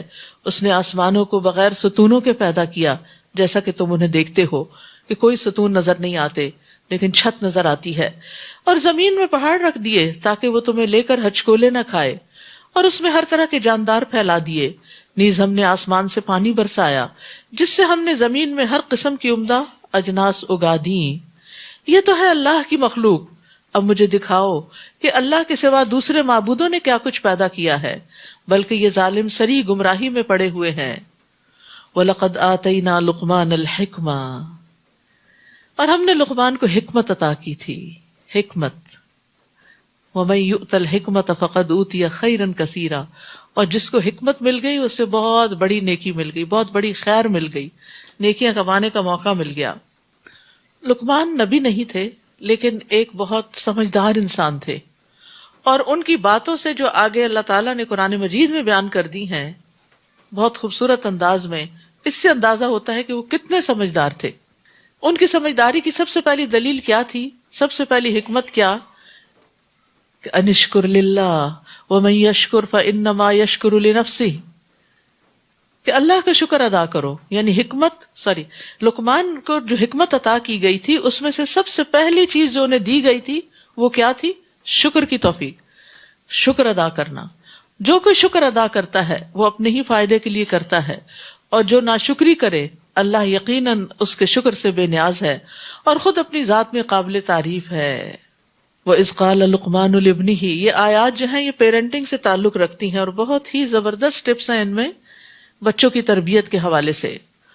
اور یاد کرو جب لقمان اپنے بیٹے کو نصیحت کر رہا تھا، یا بنیا، کتنے پیار سے بلاتا ہے، یا بنیا، اے میرے چھوٹے سے بچے، پیارے سے بچے. لا تشرک باللہ، اللہ کے ساتھ کسی کو شریک نہ بنانا. ان الشرک لظلم عظیم، کیونکہ شرک بہت بڑا ظلم ہے. یاد رکھیے سب سے پہلی چیز جسے مضبوط کرنے کی ضرورت ہے وہ ہے درست عقیدہ. بچوں کے اندر صحیح ایمان پیدا کریں، باقی کام بہت آسان ہو جائیں گے. ہم کیا کرتے ہیں، ان کو نصیحتیں کرتے رہتے ہیں، راہ چلتے، جھوٹ نہ بولو، یہ نہ کرو، وہ نہ کرو، ایسا کر لو، ویسا نہ کرو. نہیں، یہ ساری چیزیں جو آپ ان کو سکھا رہے ہیں اس کی بنیاد کیا ہے؟ جب تک بنیاد نہیں ہے، جب تک بنیاد میں ایک اللہ کی محبت نہیں ہے، ایک اللہ پر ایمان نہیں ہے، ایک اللہ کا ڈر نہیں ہے، توحید خالص نہیں ہے، اخلاص نہیں ہے، تو وہ یہ باتیں جو اوپر اوپر سے آپ بتاتے ہیں وہ کبھی کر لیں گے اور کبھی نہیں کریں گے. تو لقمان کی حکمت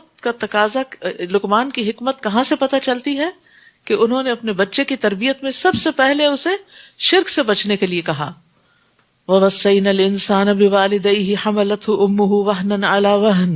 اور ہم نے انسان کو اپنے والدین سے نیک سلوک کرنے کا تاکیدی حکم دیا. اس کی ماں نے اسے کمزوری پہ کمزوری سہتے ہوئے اپنے پیٹ میں اٹھائے رکھا. یعنی ہر عورت جب پریگننٹ ہوتی ہے تو اس کی طبیعت بدل جاتی ہے، اس کے کھانے پینے کے انداز بدل جاتے ہیں، اس کا پورا لائف سٹائل چینج ہونے لگتا ہے. اور کم و بیش کچھ لوگ زیادہ متاثر ہوتے ہیں اور کچھ کم ہوتے ہیں، لیکن جسمانی تبدیلیوں کی وجہ سے وہ اپنے اندر نقاہت، کمزوری محسوس کرتی ہے. اور 2 سال اس کے دودھ چھڑانے میں لگے. اسی لیے یہ حکم دیا کہ میرا شکر ادا کرو اور اپنے والدین کا بھی شکر ادا کرو، میرے ہی پاس تجھے لوٹ کر آنا ہے. یہاں پر دوبارہ شکر کی تلقین کی گئی ہے، جو اللہ کا بھی ہوتا ہے اور بندوں کا بھی ہوتا ہے. اور کس بات پر؟ سب سے پہلے ایمان کی نعمت پر ہمیں اللہ کا شکر ادا کرنا چاہیے، پھر تربیت کی نعمت پر والدین کا شکر ادا کرنا چاہیے. یعنی نعمت ایمان پر اللہ کا شکر، انشکر لی ولوالدیک، والدین کا شکر ہم کیا کہہ کے کہیں کہ آپ کا بہت شکریہ اور بہت گریٹفل ہے ہم کہ آپ نے ہماری اچھی تربیت کی، سب بہن بھائیوں کی اچھی تربیت کی، ان کو لکھایا پڑھایا، ان کے یعنی ماضی کے وہ حالات اور قربانیاں جو والدین نے آپ کے لیے کی، ان کا تذکرہ کرتے ہوئے ان کو تسلی دلانی چاہیے کہ ہم آپ کے فیتھفل ہیں اور آپ کے شکر گزار ہیں. سفیان ابن عیینہ کہتے ہیں جو 5 نمازیں ادا کرتا ہے گویا اس نے اللہ کا شکر ادا کر دیا، اور جو ہر نماز کے بعد والدین کے لیے دعا کرتا ہے تو گویا اس نے دونوں کا شکر ادا کر دیا. کیونکہ یہاں 2 شکر ادا کرنے کی بات ہو رہی ہے. تو نماز پڑھنے والا اللہ کا شکر ادا کر رہا ہے، اور نماز کے بعد ماں باپ کے لیے دعا کرنے والا والدین کا شکر گزار ہے. تو اپنی نمازوں میں، اپنے سجدوں میں رب ارحمہما کما ربیانی صغیرہ کہنا نہ بھولیں. اور پھر یہاں خاص طور پر ماں کا ذکر کیا گیا کہ ماں نے تربیت میں زیادہ حصہ ڈالا، محنت مشقت کی، دن رات اس کے ساتھ جاگی تھکی، تاکہ اولاد کو یہ یاد دہانی رہے کہ والدین نے اس کے ساتھ کیا کیا احسان کیے ہیں. وَإِن جَاهَدَاكَ عَلَىٰ أَن تُشْرِكَ بِي مَا لَيْسَ لَكَ بِهِ عِلْمٌ فَلَا تُطِعْهُمَا، اور اگر وہ تجھ پر دباؤ ڈالے کہ تو میرے ساتھ کسی ایسی چیز کو شریک بنائے جس کا تجھے کچھ بھی علم نہیں، تو ان کا کہنا نہ مان. البتہ دنیاوی معاملات میں ان سے بھلائی کے ساتھ رفاقت کرنا، مگر پیروی اس شخص کی راہ کی کرنا جس نے میری طرف رجوع کیا ہو، پھر تمہیں میرے ہی پاس لوٹ کر آنا ہے تو میں تمہیں بتا دوں گا کہ تم کیا کرتے تھے. یا بنیا، پھر یا بنیا کہتے ہیں.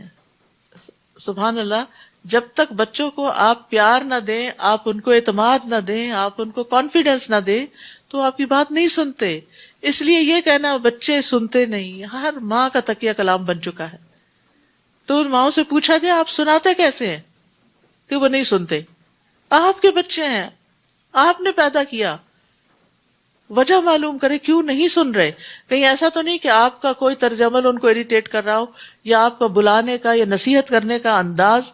کیونکہ بچے بعض اوقات ماں باپ کو اوائڈ کیوں کرتے ہیں کہ یہ جب ہمیں دیکھیں گے کوئی نصیحت کریں گے، تو وہ ہر وقت کی نصیحتیں نہیں سننا چاہتے، تو آتے ہیں اور اپنے کمرے میں بند ہو جاتے ہیں. جب آپ جاگتے ہیں تو وہ سوتے ہیں، اور جب آپ سوتے ہیں تو وہ جاگتے ہیں.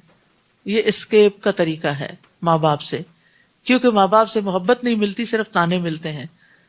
ماں باپ سے کوئی شفقت نہیں ملتی، صرف تنقید ملتی ہے. پیارے بیٹے، اگر تیرا عمل رائی کے دانے برابر بھی ہو، خواہ وہ کسی چٹان میں ہو یا آسمانوں میں ہو یا زمین میں، اللہ اسے نکال لائے گا. اللہ یقیناً باریک بین اور باخبر ہے. سبحان اللہ، کس طرح بچے کو اللہ کے بھرپور علم، کامل علم کا یقین دلایا، ایمان مضبوط کیا اللہ تعالیٰ کی صفات کا ذکر کر کے. تو یاد رکھیے کہ بچوں کو توحید سکھانی چاہیے، اللہ کی پہچان دینی چاہیے، اللہ تعالیٰ کے نام سکھانے چاہیے، اللہ تعالیٰ کی صفات کے بارے میں بتانا چاہیے. جیسے ایک موقع پر نبی صلی اللہ علیہ وسلم نے حضرت ابن عباس کو چند کلمات سکھائے تھے، جن میں یہ بھی تھا، جان رکھو اگر ساری دنیا مل کر تمہیں کوئی نقصان پہنچانا چاہے تو نہیں پہنچا. پہلے نفع کی بات ہے. جان رکھو کہ اگر ساری دنیا مل کر تمہیں کوئی نفع پہنچانا چاہے تو کچھ نفع نہیں پہنچا سکتی سوائے اس کے جو اللہ نے تمہارے لیے لکھ دیا. اور اگر سب مل کر تمہیں کوئی نقصان دینا چاہے، کوئی نقصان نہیں دے سکتے سوائے اس کے جو اللہ نے تمہیں لکھ دیا. قلم اٹھا لیے گئے، صحیفے خشک ہو گئے. سبحان اللہ، یہ بات سنتے انسان کے اوپر سے پہاڑوں جیسا بوجھ ہٹ جاتا ہے کہ کوئی نقصان نہیں دے سکتا، کچھ نہیں ہوتا. کتنی تسلی آ جاتی ہے انسان کو. اور آج آپ دیکھیں کہ بچوں کو بھی سٹریس ہوتا ہے. حتیٰ کہ مجھے کسی نے بتایا کہ اب یہ بھی کہا جا رہا ہے کہ ماں کے پیٹ میں بھی بچوں کو سٹریس ہوتا ہے. شاید وہ ماں کے سٹریس کی وجہ سے وہ ان پہ ٹرانسفر ہو جاتا ہے. اور چھوٹے چھوٹے بچے بازو کا اتنے بلینک ہوتے ہیں، اسمائل نہیں کرتے، بات نہیں کرتے، کنیکٹ نہیں کرتے آپ سے، کیونکہ سٹریس میں ہوتے ہیں. تو اس سارے سٹریس کو دور کرنے کے طریقے بھی آپ کو پتا ہونے چاہیے، اور ان میں سے ایک یہ خاص طور پر بچے جب اسکول میں بلی ہوں تو اس وقت ان کو جو ایمان ہے وہ اسٹرانگ کرے گا، اور جب وہ اسٹرانگ ہوں گے تو پھر وہ بلی نہیں ہو سکتے، پھر وہ اس کا مقابلہ بھی کر لیتے ہیں۔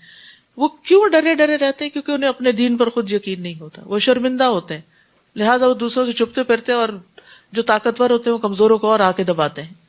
تو اس لیے یہاں بھی بہت زبردست تلقین کی گئی ہے کہ نفع نقصان صرف اللہ کے ہاتھ میں، کسی انسان سے مت ڈرو۔ اے پیارے بیٹے، یا بنیا، ہر دفعہ جب خطاب کر رہے ہیں یا بنیا ہی کہہ کے کر رہے ہیں۔ ہم نے کبھی کہا ہے میرے پیارے بچے؟ کبھی کہا؟ ہم کیوں نہیں کہتے؟ ہم کہتے ہیں پھر یہ بگڑ جائیں گے، پھر یہ اسپائل ہو جائیں گے اگر ہم نے بہت پیار کا مظاہرہ کیا۔ حالانکہ پیار سے بات کرنے سے دل قریب آتے ہیں، اور دل قریب آئے تو ان پہ نصیحت زیادہ اثر کرتی ہے۔ اے پیارے بیٹے، نماز قائم کرو۔ یا بنیا اقم الصلاۃ، کتنی دفعہ نماز کے لیے کہتے ہوئے آپ نے یہ لفظ بولے ہوں؟ شاید ایک دفعہ بھی نہیں۔ نیکی کا حکم دو اور برے کاموں سے منع کرو۔ امر بالمعروف بھی بچپن میں ہی سکھا دینا چاہیے، اچھے برے کی پہچان دینے کے ساتھ اچھے برے کی دوسروں کو بھی آگے وہ پہچان ٹرانسفر کریں۔ اور برے کام سے منع کرو، اگر تجھے کوئی تکلیف پہنچے تو اس پہ صبر کرو۔ بچوں کو صبر بھی سکھانا چاہیے، کیونکہ ہم ہر بات میں کہتے ہیں جب انہیں کوئی تکلیف پہنچنے لگتی تو ہم کہتے ہیں انہیں تکلیف نہ پہنچاؤ۔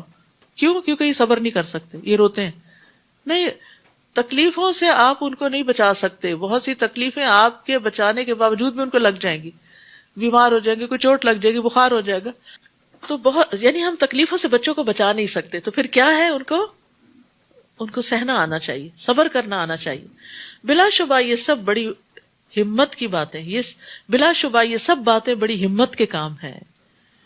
پھر انہیں اخلاق سکھانا چاہیے۔ ولا تصعر خدک للناس، اور از راہ تکبر لوگوں سے اپنا گال نہ پھلانا، منہ موڑ کے بات نہیں کرنا، نہ ہی زمین میں اکڑ کے چلنا، کیونکہ اللہ کسی خود پسند اور فخر کرنے والے کو پسند نہیں کرتا۔ رسول اللہ صلی اللہ علیہ وسلم نے بھی اس اخلاق کی تعلیم دی ہے۔ فرمایا تم لوگ ایک دوسرے سے حسد نہ کرو، نہ ہی ایک دوسرے کے خلاف ریٹ بڑھاؤ، نہ ہی ایک دوسرے سے بغض رکھو، نہ ہی ایک دوسرے سے روگردانی کرو، اور تم میں سے کوئی کسی کی بیع پر بیع نہ کرے، سودے پہ سودا نہ کرے، اور اللہ کے بندو بھائی بھائی بن جاؤ۔ یعنی اگر کوئی شخص چیز خرید رہا ہے تو آپ کہیں میں اتنے زیادہ دے دوں گا، مجھے دے دیں، یہ بھی غلط ہے۔ مسلمان کا بھائی ہے، وہ نہ اس پہ ظلم کرتا ہے، نہ اسے ذلیل کرتا ہے، نہ اس سے جھوٹ بولتا ہے، اور نہ ہی اسے حقیر سمجھتا ہے۔ آپ صلی اللہ علیہ وسلم نے اپنے سینہ مبارک کی طرف اشارہ کرتے ہوئے 3 بار فرمایا یہاں پر تقویٰ ہے، تقویٰ یہاں ہے، تقویٰ یہاں ہے۔ کسی آدمی کے برا ہونے کے لیے یہی کافی ہے کہ وہ اپنے مسلمان بھائی کو حقیر سمجھے۔ تو جو دوسروں کو حقیر سمجھتا ہے دراصل اللہ کی نگاہ میں وہ خود حقیر ہے۔ ایک مسلمان کا خون، اس کا مال، اس کی عزت و آبرو دوسرے مسلمان پر پوری طرح حرام ہے۔ پھر چال ڈھال سکھائی، یعنی تربیت صرف کوئی ایک چیز کی نہیں ہوتی کہ آپ انہیں بس دنیا کمانے کے لیے تیار کرتے رہیں اور بس ایک ہی بات رٹ لگائیں، پڑھو پڑھو پڑھو، بلکہ زندگی کے اندر اخلاق اور ایمان اور عقیدہ اور ان سب چیزوں کو سکھانا بھی ضروری ہے۔ وقصد فی مشیک، اپنی چال میں اعتدال رکھو۔ وغضض من صوتک، اپنی آواز پست رکھو۔ اب دیکھیں جہاں بچے 4 اکٹھے ہو جاتے ہیں نا، وہاں چیخم داڑ شور ہنگامہ۔ کبھی ہم نے توجہ کی کہ یہ بھی چیز بچوں کو سکھانے کی ہے کہ اپنی آوازیں بہت بلند نہیں کرنی۔ ہم یہ کہہ کے چھوڑ دیتے ہیں، بچے ہیں نا، سمجھانا بھی نہیں چاہتے۔ اپنی آواز پست رکھو، بات کرتے ہوئے بس اتنی انداز میں بات کرو کہ دوسرا سمجھ جائے، اور یہ تربیت بھی بچپن سے ہوگی۔ ورنہ کیا ہوتا ہے، شادی بھی ہو جاتی ہے اور شرافت سے بات کرنا نہیں آتی، بیوی پہ چیخ چلا رہے ہیں، بچوں پہ چیخ چلا رہے ہیں، تو یہ تربیت بچپن سے ہوتی ہے۔ بلا شبہ سب آوازوں سے بری آواز گدھے کی آواز ہے، یعنی گدھے کی آواز میں آواز کے ساتھ چنگاڑ بھی ہوتی ہے، تو بعض بچے روتے ہوئے چنگاڑتے بھی ہیں اور ایسے دھاڑتے بھی ہیں، تو ان چیزوں سے بھی منع کرنا چاہیے اور ان کو بتانا چاہیے کہ گدھا ایسے کرتا ہے، تم نے ایسے نہیں کرنا۔ نبی صلی اللہ علیہ وسلم کا بہترین اخلاق کیا تھا کہ وہ بازاروں میں شور نہیں مچاتے تھے، برائی کا بدلہ برائی سے نہیں دیتے تھے، بلکہ معاف کر دیتے، درگزر فرماتے تھے۔ الم تروا ان اللہ سخر لکم ما فی السماوات وما فی الارض، کیا تم دیکھتے نہیں کہ جو کچھ آسمانوں اور جو کچھ زمین میں ہے سب اللہ نے تمہارے لیے مسخر کیا ہے، اور اس نے اپنی تمام ظاہری اور باطنی نعمتیں تم پر پوری کر دی ہیں۔ اس کے باوجود لوگوں میں کوئی ایسا ہے جو اللہ کے بارے میں جھگڑتا ہے، جبکہ اس کے پاس نہ علم ہے، نہ ہدایت، اور نہ کوئی روشنی دکھانے والی کتاب۔ ظاہری نعمتیں کیا ہیں؟ جیسے تندرستی ہے، مال و دولت ہے، گھر بار ہے، اولاد ہے۔ اور باطنی نعمت وہ جن پہ اللہ نے پردہ ڈالا ہوا ہے، ہمیں نظر ہی نہیں آتی۔ اور اسی طرح دل کے اندر کا چین اور سکون جو لوگوں کو نظر نہیں آتا۔ اور جب انہیں کہا جاتا ہے کہ جو کچھ اللہ نے نازل کیا ہے اس کی پیروی کرو، یعنی قرآن و سنت کی پیروی کرو، تو کہتے ہیں نہیں، بلکہ ہم تو اسی چیز کی پیروی کریں گے جس پر ہم نے اپنے آباء و اجداد کو پایا ہے۔ وہی پرانا قصہ، کیا یہ انہی کی پیروی کریں گے؟ خواہ شیطان انہیں دوزخ کے عذاب کی طرف بلاتا رہا ہو۔ اور جو شخص اپنا چہرہ اللہ کے آگے جھکا دے اور وہ نیکوکار ہو تو اس نے یقیناً ایک مضبوط حلقے کو تھام لیا، مضبوط کنڈا اس کے ہاتھ میں آ گیا، اور سب کاموں کا انجام تو اللہ ہی کی طرف ہے۔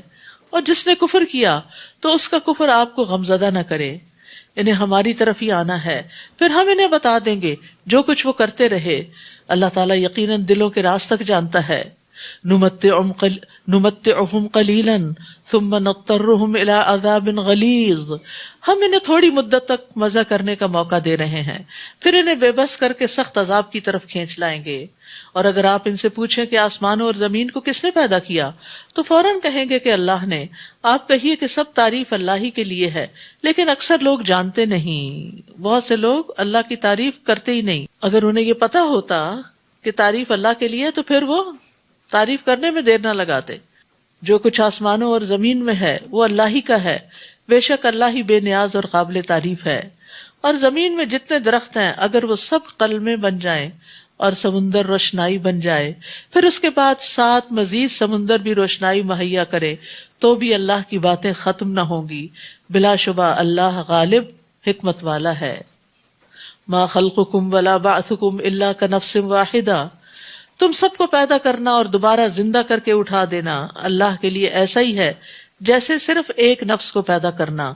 ان اللہ سمیع بصیر، بے شک اللہ سب کچھ سننے والا، دیکھنے والا ہے۔ کیا تم دیکھتے نہیں کہ اللہ رات کو دن میں اور دن کو رات میں داخل کرتا ہے، اور اس نے سورج اور چاند کو مسخر کیا ہے، ہر ایک مقررہ وقت تک چلتا رہے گا، اور جو کچھ تم کرتے ہو اللہ اس سے باخبر ہے۔ یہ اس لیے کہ اللہ ہی حق ہے، اور اس کے علاوہ جنہیں وہ پکارتے ہیں وہ سب باطل ہیں، اور اللہ ہی بلند شان اور کبریائی والا ہے۔ کیا تم دیکھتے نہیں کہ اللہ اپنی مہربانی سے سمندر میں کشتی چلاتا ہے تاکہ تمہیں اپنی نشانیاں دکھائے۔ اس میں ہر صابر و شاکر کے لیے بہت سی نشانیاں ہیں۔ یاد رکھیے سمندر کے سفر میں جس طرح ستارے نظر آتے ہیں وہ خشکی پر نظر نہیں آتے، کیونکہ عموماً خشکی پر کیا ہوتا ہے، جہاں آپ رہتے ہیں بہت سی روشنیاں ہوتی ہیں، وہ ماند پڑ جاتے ہیں اور وہ روشنیاں پہ نظر نہیں آتی۔ اسی طرح سورج کا نکلنا، غروب ہونا، اور پھر طرح طرح کی جگہوں کے مشاہدے کرنا، تو یہ اللہ سبحانہ وتعالیٰ کی نشانیوں میں سے ہے۔ تو لیکن یہ کس کے لیے نشانیاں ہیں؟ ہر صابر و شاکر کے لیے، کیونکہ ان چیزوں کے لیے محنت بھی کرنی پڑتی ہے، یعنی آنکھیں بند کر کے اور سو کے بھی انسان سفر گزار سکتا ہے، لیکن غور و فکر کرتے ہوئے بھی۔ اور جب ان پر سائبانوں جیسی کوئی موت چھا جاتی ہے، یعنی سمندر کے سفر میں، تو اللہ کی مکمل حاکمیت کو تسلیم کرتے ہوئے خالصتاً اسے پکارتے ہیں۔ پھر جب وہ انہیں بچا کر خشکی تک لے آتا ہے تو پھر کچھ ہی لوگ حد اعتدال پر رہتے ہیں، اور ہماری نشانیوں کا انکار صرف وہی کرتے ہیں جو عہد توڑنے والے اور سخت ناشکرے ہیں۔ اے لوگو اپنے رب سے ڈرتے رہو، اور اس دن سے ڈر جاؤ جب نہ تو کوئی باپ اپنے بیٹے کے کچھ کام آئے گا اور نہ بیٹا باپ کے۔ اللہ کا وعدہ سچا ہے، لہٰذا یہ دنیا کی زندگی تمہیں دھوکے میں نہ ڈالے، اور نہ کوئی دھوکے باز تمہیں اللہ کے بارے میں دھوکے میں ڈالے۔ یہ دھوکے باز کون ہے؟ شیطان، کہ تمہارے دل میں اللہ کے بارے میں کوئی ایسے خیالات نہ ڈالے یا وسوسے نہ ڈالے کہ تم اللہ سے دور ہو جاؤ یا اس کی اطاعت سے دور ہو جاؤ۔ قیامت کا علم اللہ ہی کے پاس ہے، وہی بارش برساتا ہے، وہی جانتا ہے کہ ماؤں کے پیٹوں میں کیا کچھ ہے، نہ ہی کوئی یہ جانتا ہے کہ کل کیا کام کرے گا، اور نہ ہی یہ جانتا ہے کہ کس زمین میں وہ مرے گا. اللہ ہی ہے جو سب کچھ جاننے والا اور وہ بڑا باخبر ہے. سورۃ السجدہ. سورۃ السجدہ شروع کرتی ہوں اللہ کے نام سے جو بے انتہا مہربان نہایت رحم فرمانے والا ہے. نبی صلی اللہ علیہ وسلم اس وقت تک نہیں سوتے تھے جب تک سورۃ السجدہ اور تبارک الذی بیدہ الملک نہ پڑھ لیتے. اسی طرح نبی صلی اللہ علیہ وسلم جمعے کے دن فجر کی نماز میں سورۃ السجدہ اور سورۃ الدہر پڑھا کرتے تھے اور سورۃ الدہر پڑھا کرتے تھے. الف لام میم تنزیل الکتاب لا ریب فیہ من رب العالمین. الف لام میم، اس بات میں کوئی شک نہیں کہ یہ کتاب یعنی قرآن رب العالمین کی طرف سے نازل شدہ ہے. کیا وہ یہ کہتے ہیں کہ اس نبی نے اس قرآن کو خود ہی گھڑ لیا ہے؟ بات یوں نہیں، بلکہ یہ آپ کے رب کی طرف سے حق ہے تاکہ آپ اس قوم کو ڈرائیں جن کے پاس آپ سے پہلے کوئی ڈرانے والا نہیں آیا، شاید وہ ہدایت پا جائیں. اللہ ہی ہے جس نے آسمانوں، زمین اور جو کچھ ان کے درمیان ہے سب کچھ 6 دنوں میں پیدا کیا، پھر عرش پر قائم ہوا. اس کے سوا تمہارا نہ کوئی سرپرست ہے اور نہ سفارشی. کیا تم کوئی سبق حاصل نہیں کرتے؟ وہی آسمان سے زمین تک کے انتظام کی تدبیر کرتا ہے. پھر ایک روز جس کی مقدار تمہارے حساب سے 1000 سال ہے، وہی انتظام اس کی طرف اٹھ جائے گا. یہ اللہ ہے جو ہر پوشیدہ اور ظاہر بات کا جاننے والا ہے، وہ سب پر غالب اور رحم کرنے والا ہے. قرآن سنت سے ہمیں دنوں کی جو لینتھ ہے اس کے ڈفرنٹ ٹائمنگز پتہ چلتے ہیں. قیامت کا دن 50,000 سال کے برابر ہے، اور فرشتے یعنی کہ جس طرح آسمان اور زمین کے بیچ میں آتے جاتے ہیں، اگر انسان کو آنا جانا پڑے تو اس کو 1000 سال لگ جائیں. جس نے جو چیز بھی بنائی یعنی اللہ عالم الغیب والشہادہ عزیز الرحیم، جس نے جو چیز بھی بنائی خوب بنائی، اور انسان کی تخلیق کی ابتدا گارے سے کی، پھر اس کی نسل کو حقیر پانی یعنی نطفے کے خلاصے سے چلایا، پھر اس کی نسل کو حقیر پانی کے خلاصے سے چلایا، پھر اسے رحم مادر میں درست کیا اور اس میں اپنی پیدا کی ہوئی روح پھونکی، اور تمہارے کان، آنکھیں اور دل بنائے. تم کم ہی شکر ادا کرتے ہو، یعنی تم اپنی جسمانی قوتوں سے بھرپور فائدہ نہیں اٹھاتے. تو ہمیں اللہ سے اپنے بدن کی عافیت بھی مانگنی چاہیے. اللہم عافنی فی بدنی، اللہم عافنی فی سمعی، اللہم عافنی فی بصری، لا الہ الا انت. اللہ مجھے میرے بدن میں عافیت عطا کر، مجھے میری سماعت میں عافیت عطا فرما، اللہ مجھے میری بصارت میں عافیت عطا فرما، تیرے علاوہ کوئی اور معبود نہیں. اسی طرح بدنی نعمتوں سے فائدہ اٹھانے کی دعا کرنی چاہیے کہ اللہ ہم اپنے جسم سے بھرپور فائدہ اٹھاتے رہے، دنیا کے کام کاج بھی کریں اور اپنی آخرت کے لیے بھی نیک عمل زیادہ سے زیادہ کریں. کیونکہ جب انسان کی ہیلتھ اچھی نہیں ہوتی تو پھر انسان کچھ کرنے کے قابل نہیں ہوتا، حتیٰ کہ نماز روزے سے بھی عاجز آ جاتا ہے. کسی کی خدمت کرنا تو دور کی بات ہوئی. تو ابو ہریرہ سے یہ روایت ہے کہ رسول اللہ صلی اللہ علیہ وسلم یہ دعا کرتے تھے، اللہم متعنی بسمعی وبصری واجعلہم الوارث منی وانصرنی علی من یظلمنی وخذ منہ بثأری. اے اللہ مجھے میری سماعت اور میری بصارت سے فائدہ پہنچا، انہیں میرا وارث کر دے، یعنی میں مر بھی جاؤں تو ان کے ذریعے جو میں نے کام کیا وہ بعد میں بھی صدقہ جاریہ بنے، اور اسی طرح یہ کہ میری زندگی تک انہیں باقی رکھ، اور مجھ پر جو ظلم کرے اس کے خلاف میری مدد فرما اور اس سے میرا بدلہ لے لے، یعنی میں اپنے معاملات تیرے سپرد کرتا ہوں. وَقَالُوا إِذَا ضَلَلْنَا فِي الْأَرْضِ أَإِنَّا لَفِي خَلْقٍ جَدِيدٍ. یہ لوگ کہتے ہیں جب ہم مٹی میں مل جائیں گے تو کیا از سر نو پیدا کیے جائیں گے. حقیقت یہ ہے کہ یہ لوگ اپنے رب کی ملاقات ہی کے منکر ہے. آپ ان سے کہہ دیجئے کہ موت کا جو فرشتہ تم پر مقرر ہے وہ تمہاری روح قبض کر لے گا. اللہ اکبر. ہم سب کی موت کا بھی وقت اور جس نے جان نکالنی ہے وہ طے ہو چکا ہے. پھر تم اپنے رب کی طرف لوٹائے جاؤ گے، اور کاش آپ دیکھیں جب مجرم اپنے رب کے حضور سر جھکائے کھڑے ہوں گے اور کہیں گے اے رب، اے ہمارے رب، ہم نے سب کچھ دیکھ لیا اور سن لیا، لہٰذا ہمیں دوبارہ واپس بھیج دیجئے کہ ہم اچھے عمل کریں، اب ہمیں یقین آ گیا ہے. اب دیکھیں کہ رات سوتے وقت انسان اگر یہ سورت پڑھے اور ان معانی کو جانے تو دل پہ عجب اثر ہوتا ہے. اور اگر ہم چاہتے تو پہلے ہی ہر شخص کو ہدایت دے دیتے، لیکن میری بات پوری ہو کے رہی کہ میں جہنم کو جن اور انسانوں سب سے بھر دوں گا. استغفر اللہ. بس اب اس بات کا مزہ چکھو جو تم نے اس دن کی ملاقات کو بلا دیا تھا، اب ہم نے بھی تمہیں بلا دیا، اور جو کچھ تم کرتے رہے اس کی وجہ سے اب دائمی عذاب کا مزہ چکھو۔ ہماری آیات پر تو وہی لوگ ایمان لاتے ہیں کہ جب انہیں ان آیات سے نصیحت کی جاتی ہے تو سجدے میں گر پڑتے ہیں اور اپنے رب کی تعریف کے ساتھ تسبیح کرتے ہیں اور تکبر نہیں کرتے۔ ان کے پہلو بستروں سے الگ رہتے ہیں، وہ اپنے رب کو خوف اور امید سے پکارتے ہیں، اور جو رزق ہم نے انہیں دیا ہے اس میں سے وہ خرچ کرتے ہیں۔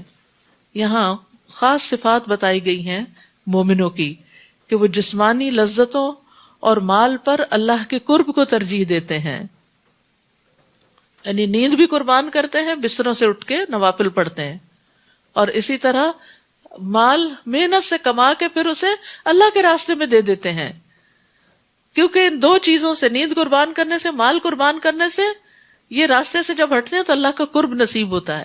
لیکن ہم نے انہی چیزوں کو ساتھ لگایا ہوا ہے جس کے نتیجے میں وہ ایمان کی حلاوت اور لذت محسوس نہیں ہوتی۔ فَلَا تَعْلَمُ نَفْسٌ، کوئی شخص یہ نہیں جانتا، مَا أُخْفِيَ لَهُم مِّن قُرَّةِ أَعْيُن، کہ اس کی آنکھوں کی ٹھنڈک کی کیا کچھ چیزیں ان کے لیے چھپا کے رکھی گئی ہیں۔ رات کی عبادت چھپی ہوئی عبادت ہوتی ہے تو اجر بھی چھپا ہوا ہے ان کا، یہ ان کاموں کا بدلہ ہوگا جو وہ کیا کرتے تھے۔ تو چھپا کر کیے گئے اعمال کے بدلے میں مخفی نعمتیں ان کو ملیں گی جن کو کسی نے دیکھا ہی نہیں، نہ کسی آنکھ نے دیکھا، نہ کسی دل میں ان کا خیال گزرا، بالکل یونیک۔ تو یاد رکھیے جو اعلیٰ درجے کی جنت ہے نا، وہ اعلیٰ درجے کے جنتیوں کے لیے ہے، اس کا کسی اور کو نہیں پتا، کوئی اور نہیں اسے دیکھے گا۔ موسیٰ علیہ السلام نے رب سے پوچھا جنت میں سب سے کم درجے کا جنتی کون ہوگا؟ تو اعلیٰ کا پھر آپ اندازہ لگائیں۔ اللہ نے فرمایا وہ آدمی ہوگا جو تمام اہل جنت کو جنت میں بھیج دیے جانے کے بعد آئے گا، سب جا چکے ہوں گے، وہ آخری ہوگا۔ اس سے کہا جائے گا تم بھی جنت میں داخل ہو جاؤ۔ وہ کہے گا میرے رب کیسے؟ لوگ اپنی اپنی منزلوں پہ قیام پذیر ہو چکے ہیں، جو لینا تھا سب لے چکے ہیں۔ تو اس سے کہا جائے گا کیا تم اس پر راضی ہوگے کہ تمہیں دنیا کے بادشاہوں میں سے کسی بادشاہ کے ملک کے برابر کوئی ملک مل جائے؟ وہ کہے گا رب میں راضی ہوں۔ اللہ فرمائے گا وہ ملک تمہارا ہوگا، پھر اتنا، پھر اتنا، پھر اتنا، پھر اتنا، 5 بار اور بھی۔ وہ کہے گا اے رب میں راضی ہو گیا، میرے رب میں راضی ہو گیا۔ اللہ تعالیٰ فرمائے گا یہ سب بھی تیرا اور اس سے 10 گنا زیادہ بھی تیرا، اور وہ سب بھی تیرا جو تیرا دل چاہے اور جو تیری آنکھوں کو بھائے۔ وہ کہے گا اے رب میں راضی ہو گیا۔ پھر موسیٰ علیہ السلام نے کہا اے رب تو وہ جو سب سے اونچے درجے کا، سب سے نیچے والے آخری بندے کا یہ سب کچھ ہے، تو سب سے بڑے درجے والے کا؟ اللہ تعالیٰ نے فرمایا یہی لوگ ہیں جو میری مراد ہیں، ان کی عزت و کرامت کو میں نے اپنے ہاتھوں سے کاشت کیا اور ان پہ مہر لگا دی۔ عزت کا وہ مقام نہ کسی آنکھ نے دیکھا ہے، نہ کان نے سنا ہے، نہ کسی انسان کے دل میں اس کا خیال تک گزرا ہے۔ آپ نے فرمایا اس کا مصداق اللہ تعالیٰ کی اس کتاب میں موجود ہے، فَلَا تَعْلَمُ نَفْسٌ مَا أُخْفِيَ لَهُم مِّن قُرَّةِ أَعْيُن۔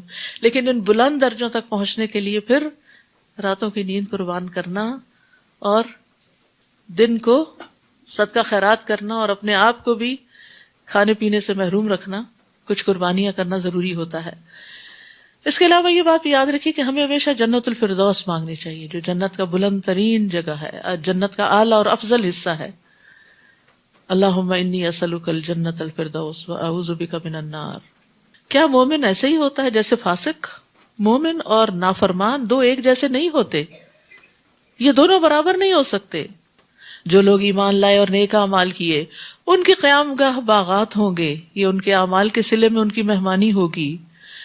اور جو نافرمان ہیں ان کا ٹھکانہ دوزخ ہوگا، جب بھی وہ اس سے نکلنا چاہیں گے اسی میں لوٹا دیے جائیں گے، اور انہیں کہا جائے گا اب اس آگ کے عذاب کا مزہ چکھو جسے تم جھٹلایا کرتے تھے، اور ہم انہیں قیامت کے بڑے عذاب سے پہلے ہلکے عذاب کا مزہ بھی ضرور چکھائیں گے، شاید کہ وہ اپنی روش سے باز آ جائیں۔ اس سے مراد دنیا میں آنے والی تکلیفیں یا پھر قبر کے اندر، اور اس شخص سے بڑھ کر لیکن دنیا میں ہی آنے والی، کیونکہ لعلہم یرجعون، تاکہ وہ پوری روش سے باز آ جائیں۔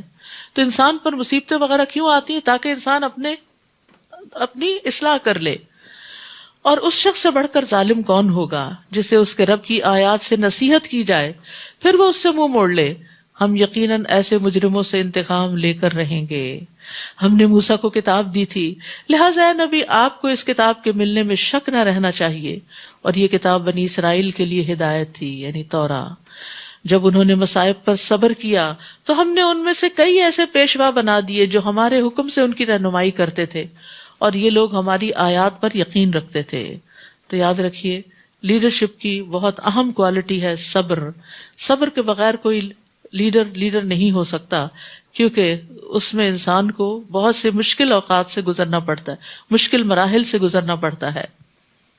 آپ کا رب قیامت کے دن یقیناً ان لوگوں میں ان باتوں کا فیصلہ کر دے گا جن میں وہ اختلاف کرتے تھے. کیا انہیں اس بات سے کچھ رہنمائی نہیں ملی کہ ان سے پہلے ہم کئی ایسی قوموں کو ہلاک کر چکے ہیں جن کے رہائشی مقامات پر آج یہ لوگ چل پھر رہے ہیں؟ اس میں بھی بہت سی نشانیاں ہیں، کیا یہ سنتے نہیں؟ یعنی پچھلی قوموں سے بھی یا ان کے انجام سے بھی سبق حاصل کرنا چاہیے. کیا انہوں نے دیکھا نہیں کہ ہم پانی کو بنجر زمین کی طرف بہا لاتے ہیں جس سے ہم کھیتی پیدا کرتے ہیں، تو اس سے ان کے چوپائے بھی کھاتے ہیں اور وہ خود بھی کھاتے ہیں. کیا پھر یہ غور نہیں کرتے؟ یعنی غور کرتے رہیں تو اللہ کی طرف رجوع بھی کرتے رہیں. نیز کہتے ہیں اگر تم سچے ہو تو یہ فیصلہ کب ہوگا؟ کون سا؟ عذاب کا، یا پھر قیامت کب آئے گی؟ آپ ان سے کہیے جب فیصلے کا دن ہوگا تو جن لوگوں نے کفر کیا ہے انہیں فیصلے کے دن ایمان لانا کچھ فائدہ مند نہ ہوگا، اور نہ ہی انہیں کچھ مہلت دی جائے گی. فَأَعْرِضْ عَنْهُمْ وَانْتَظِرْ إِنَّهُمْ مُنْتَظِرُونَ. سو آپ ان سے اعراض کیجئے اور انتظار کیجئے، وہ بھی یقیناً انتظار کر رہے ہیں کہ کب فیصلہ ہوتا ہے. سورۃ الاحزاب. بسم اللہ الرحمن الرحیم. یا ایہا النبی اتق اللہ ولا تطع الکافرین والمنافقین ان اللہ کان علیما حکیما. اے نبی اللہ سے ڈرتے رہیے اور کافروں اور منافقوں کا کہنا نہ مانیے، یعنی ان کے پریشر کو نہ لیجیے، کیونکہ وہ چاہتے تھے کہ آپ ہمارے طریقے پہ چلیں. اللہ تعالیٰ یقیناً سب کچھ جاننے والا اور حکمت والا ہے، اور یہی سبق ہم سب کے لیے ہے کہ جو لوگ اللہ سے دور ہیں، اللہ کے نافرمان ہیں، ان کی اطاعت نہ کریں. ہم سمجھتے ہیں کہ وہ شاید ہمارے فائدے کے لیے کچھ کہہ رہے ہیں ہمیں، جبکہ اللہ نے جو دیا ہے وہ زیادہ فائدے کا ہے، کیونکہ اللہ علم والا ہے، حکمت والا ہے. اور جو کچھ آپ کے رب کی طرف سے آپ پر وحی کی جاتی ہے اسی کی اتباع کیجیے، اور تم جو کچھ بھی عمل کرتے ہو اللہ تعالیٰ یقیناً ان سے باخبر ہے. اور اللہ پر بھروسہ کیجیے، اور اللہ کا کارساز ہونا ہی کافی ہے. اللہ نے کسی آدمی کے اندر دو دل نہیں بنائے، نہ ہی تمہاری ان بیویوں کو جن سے تم زہار کرتے ہو تمہاری مائیں بنایا ہے، اور نہ تمہارے منہ بولے بیٹوں کو تمہارا حقیقی بیٹا بنایا ہے. یہ تو تمہارے منہ کی باتیں ہیں، مگر اللہ حقیقی بات کہتا ہے اور وہ صحیح راہ دکھاتا ہے. ان منہ بولے بیٹوں کو ان کے باپوں کے نام سے پکارو. جب کوئی بچہ اڈاپٹ کیا جائے تو باپ کا نام نہیں بدلنا چاہیے. اللہ کے ہاں یہی انصاف کی بات ہے. اور اگر تمہیں ان کے باپوں کے نام کا علم نہ ہو تو وہ تمہارے دینی بھائی اور دوست ہیں، کوئی فرضی نام رکھ لینا چاہیے. اور کوئی بات تم بھول چوک کی بنا پہ کہہ دو تو اس میں تم پر کوئی گرفت نہیں، مگر جو دل کے ارادے سے کہو اس پر ضرور پکڑ ہوگی. اللہ یقیناً معاف کرنے والا، رحم کرنے والا ہے. تو یہاں بہت اہم مسئلہ پتہ چل رہا ہے کہ اڈاپشن کی وجہ سے ولدیت نہیں بدلنی چاہیے. نبی صلی اللہ علیہ وسلم نے فرمایا جو شخص جانتے ہوئے اپنے باپ کے سوا کسی دوسرے کی طرف اپنے آپ کو منسوب کرے تو اس پر جنت حرام ہے. بلا شبہ نبی مومنوں کے لیے ان کی اپنی ذات سے بھی مقدم ہے، اور آپ کی بیویاں مومنوں کی مائیں ہیں، امہات المومنین. اور کتاب اللہ کی روح سے مومنین اور مہاجرین کی نسبت رشتہ دار ایک دوسرے کے ترکے کے زیادہ حقدار ہیں. البتہ اگر تم دوستوں سے کوئی بھلائی کرنا چاہو تو کر سکتے ہو، کتاب اللہ میں یہی کچھ لکھا ہوا ہے. یہ جو وصیت کا خانہ رکھا گیا نا، یہ ایسے ہی لوگوں کو دینے کے لیے ہے جن کے باقاعدہ وراثت میں، شریعت میں وراثت کے حصے نہیں مقرر کیے گئے. اور اس عہد کو یاد رکھو جو ہم نے سب نبیوں سے لیا اور آپ سے بھی، اور نوح، ابراہیم، موسیٰ اور عیسیٰ ابن مریم سے بھی. ان سب سے ہم نے پختہ عہد دیا تھا تاکہ اللہ تعالیٰ سچے لوگوں سے ان کی سچائی کے بارے میں سوال کرے، اور کافروں کے لیے ہم نے دردناک عذاب تیار کر رکھا ہے. یا ایھا الذین آمنوا اذکروا نعمت اللہ علیکم. اے ایمان والو، اللہ کے اس احسان کو یاد رکھو جب کفار کے لشکر تم پر چڑھ آئے تھے. اشارہ ہے غزوہ خندق کی طرف، جس کو غزوہ احزاب بھی کہا جاتا ہے۔ احزاب حزب کی جمع ہے، جس کا مطلب ہے لشکر، کہ جب تم پر لشکر چڑھ آئے تھے تو ہم نے آندھی اور ایسے لشکر بھیج دیے جو تمہیں نظر نہ آتے تھے، یعنی ان کے مقابلے کے لیے، کیونکہ ان کی تعداد 10,000 کے قریب تھی، اور یہ 5 ہجری میں غزوہ ہوا تھا، اور جو کچھ تم کر رہے تھے اللہ اسے خوب دیکھ رہا تھا جب وہ تمہارے اوپر سے اور نیچے سے تم پر چڑھ آئے تھے، یعنی مدینہ کو انہوں نے گھیر لیا تھا، جب آنکھیں پھر گئی تھیں اور کلیجے منہ کو آنے لگے تھے اور تم اللہ تعالیٰ کے متعلق طرح طرح کے گمان کرنے لگے، یعنی اتنا سخت وقت تھا۔ اس موقع پر مومنوں کی آزمائش کی گئی اور وہ بری طرح ہلا دیے گئے، استغفر اللہ۔ جبکہ منافق اور وہ لوگ جن کے دلوں میں بیماری تھی وہ یہ کہہ رہے تھے کہ اللہ اور اس کے رسول نے ہم سے جو وعدہ کیا تھا وہ بس دھوکے کا ہی تھا، استغفر اللہ۔ یہی منافقت ہوتی ہے کہ انسان جب غصے میں آئے تو پرواہ نہ کرے کہ یہ اللہ کی بات ہے، یہ اللہ کا حکم ہے، اس کو بلیٹل کر دے۔ جبکہ منافق اور وہ لوگ جن کے دلوں میں بیماری تھی یہ کہہ رہے تھے کہ اللہ اور اس کے رسول نے ہم سے جو وعدہ کیا تھا وہ بس ایک دھوکہ ہی تھا، نعوذ باللہ۔ اور جب ان کا ایک گروہ کہنے لگا یثرب والو، آج تمہارے ٹھہرنے کا کوئی موقع نہیں، لہٰذا واپس آ جاؤ، یہ منافقین کا گروہ تھا، اور ان کا ایک گروہ نبی سے واپس جانے کی اجازت مانگ رہا تھا اور کہتا تھا کہ ہمارے گھر غیر محفوظ ہیں، حالانکہ ان کے گھر غیر محفوظ نہیں تھے، وہ تو صرف جنگ سے فرار چاہتے تھے، یعنی بہانے کر کے جنگ سے بھاگنا چاہتے تھے۔ اور اگر کفار کے لشکر اطراف مدینہ سے ان پر چڑھ آتے اور انہیں فتنے کی دعوت دیتے تو یہ منافق فوراً مان لیتے اور اس میں کچھ زیادہ دیر نہ کرتے، یعنی یہ لوگ اہل ایمان کا ساتھ دینے کی بجائے اہل کفر کا ساتھ دینے کے لیے تیار ہیں، حالانکہ اس سے پہلے وہ اللہ سے عہد کر چکے تھے کہ وہ پیٹھ نہ پھیریں گے، اور اللہ سے کیے ہوئے عہد کی باز پرس تو ہو کر ہی رہے گی۔ آپ ان سے کہیے اگر تم موت اور قتل ہونے سے بھاگتے ہو تو تمہارا بھاگنا تمہیں کچھ فائدہ نہ دے گا، اس صورت میں بھی تم تھوڑا عرصہ ہی فائدہ اٹھا سکو گے۔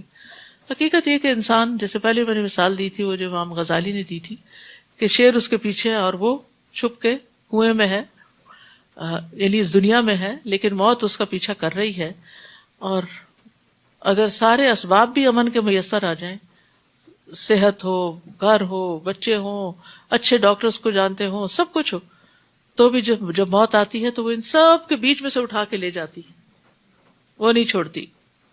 موت سے فرار ممکن نہیں۔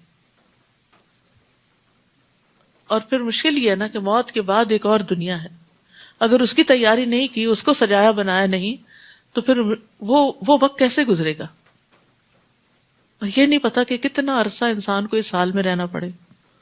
نوح علیہ السلام کے زمانے کے لوگ جو ہزاروں سال پہلے آئے تھے وہ بھی مر کے زمین میں ہیں، اور اس کے علاوہ جو باقی قومیں تھی وہ بھی، جو ان سے پہلے تھے وہ بھی، اور جو بعد میں تھے وہ بھی۔ اللہ تعالیٰ اس وحشت کو اور ان مرحلوں کو آسان کر دے، اور اس کے لیے ہمیں خاص دعائیں کرنی چاہیے، اور تنہائی کے اوقات میں اور قبولیت کے اوقات میں، اور رو کر اللہ تعالیٰ سے، کیونکہ یہ سب سے مشکل مرحلے ہیں۔ آپ ان سے پوچھئے کہ اگر اللہ تمہیں تکلیف دینا چاہے تو کون ہے جو تمہیں اس سے بچا سکے، اور اگر اللہ تم پر مہربانی کرنا چاہے تو کون ہے جو اس سے روک سکے؟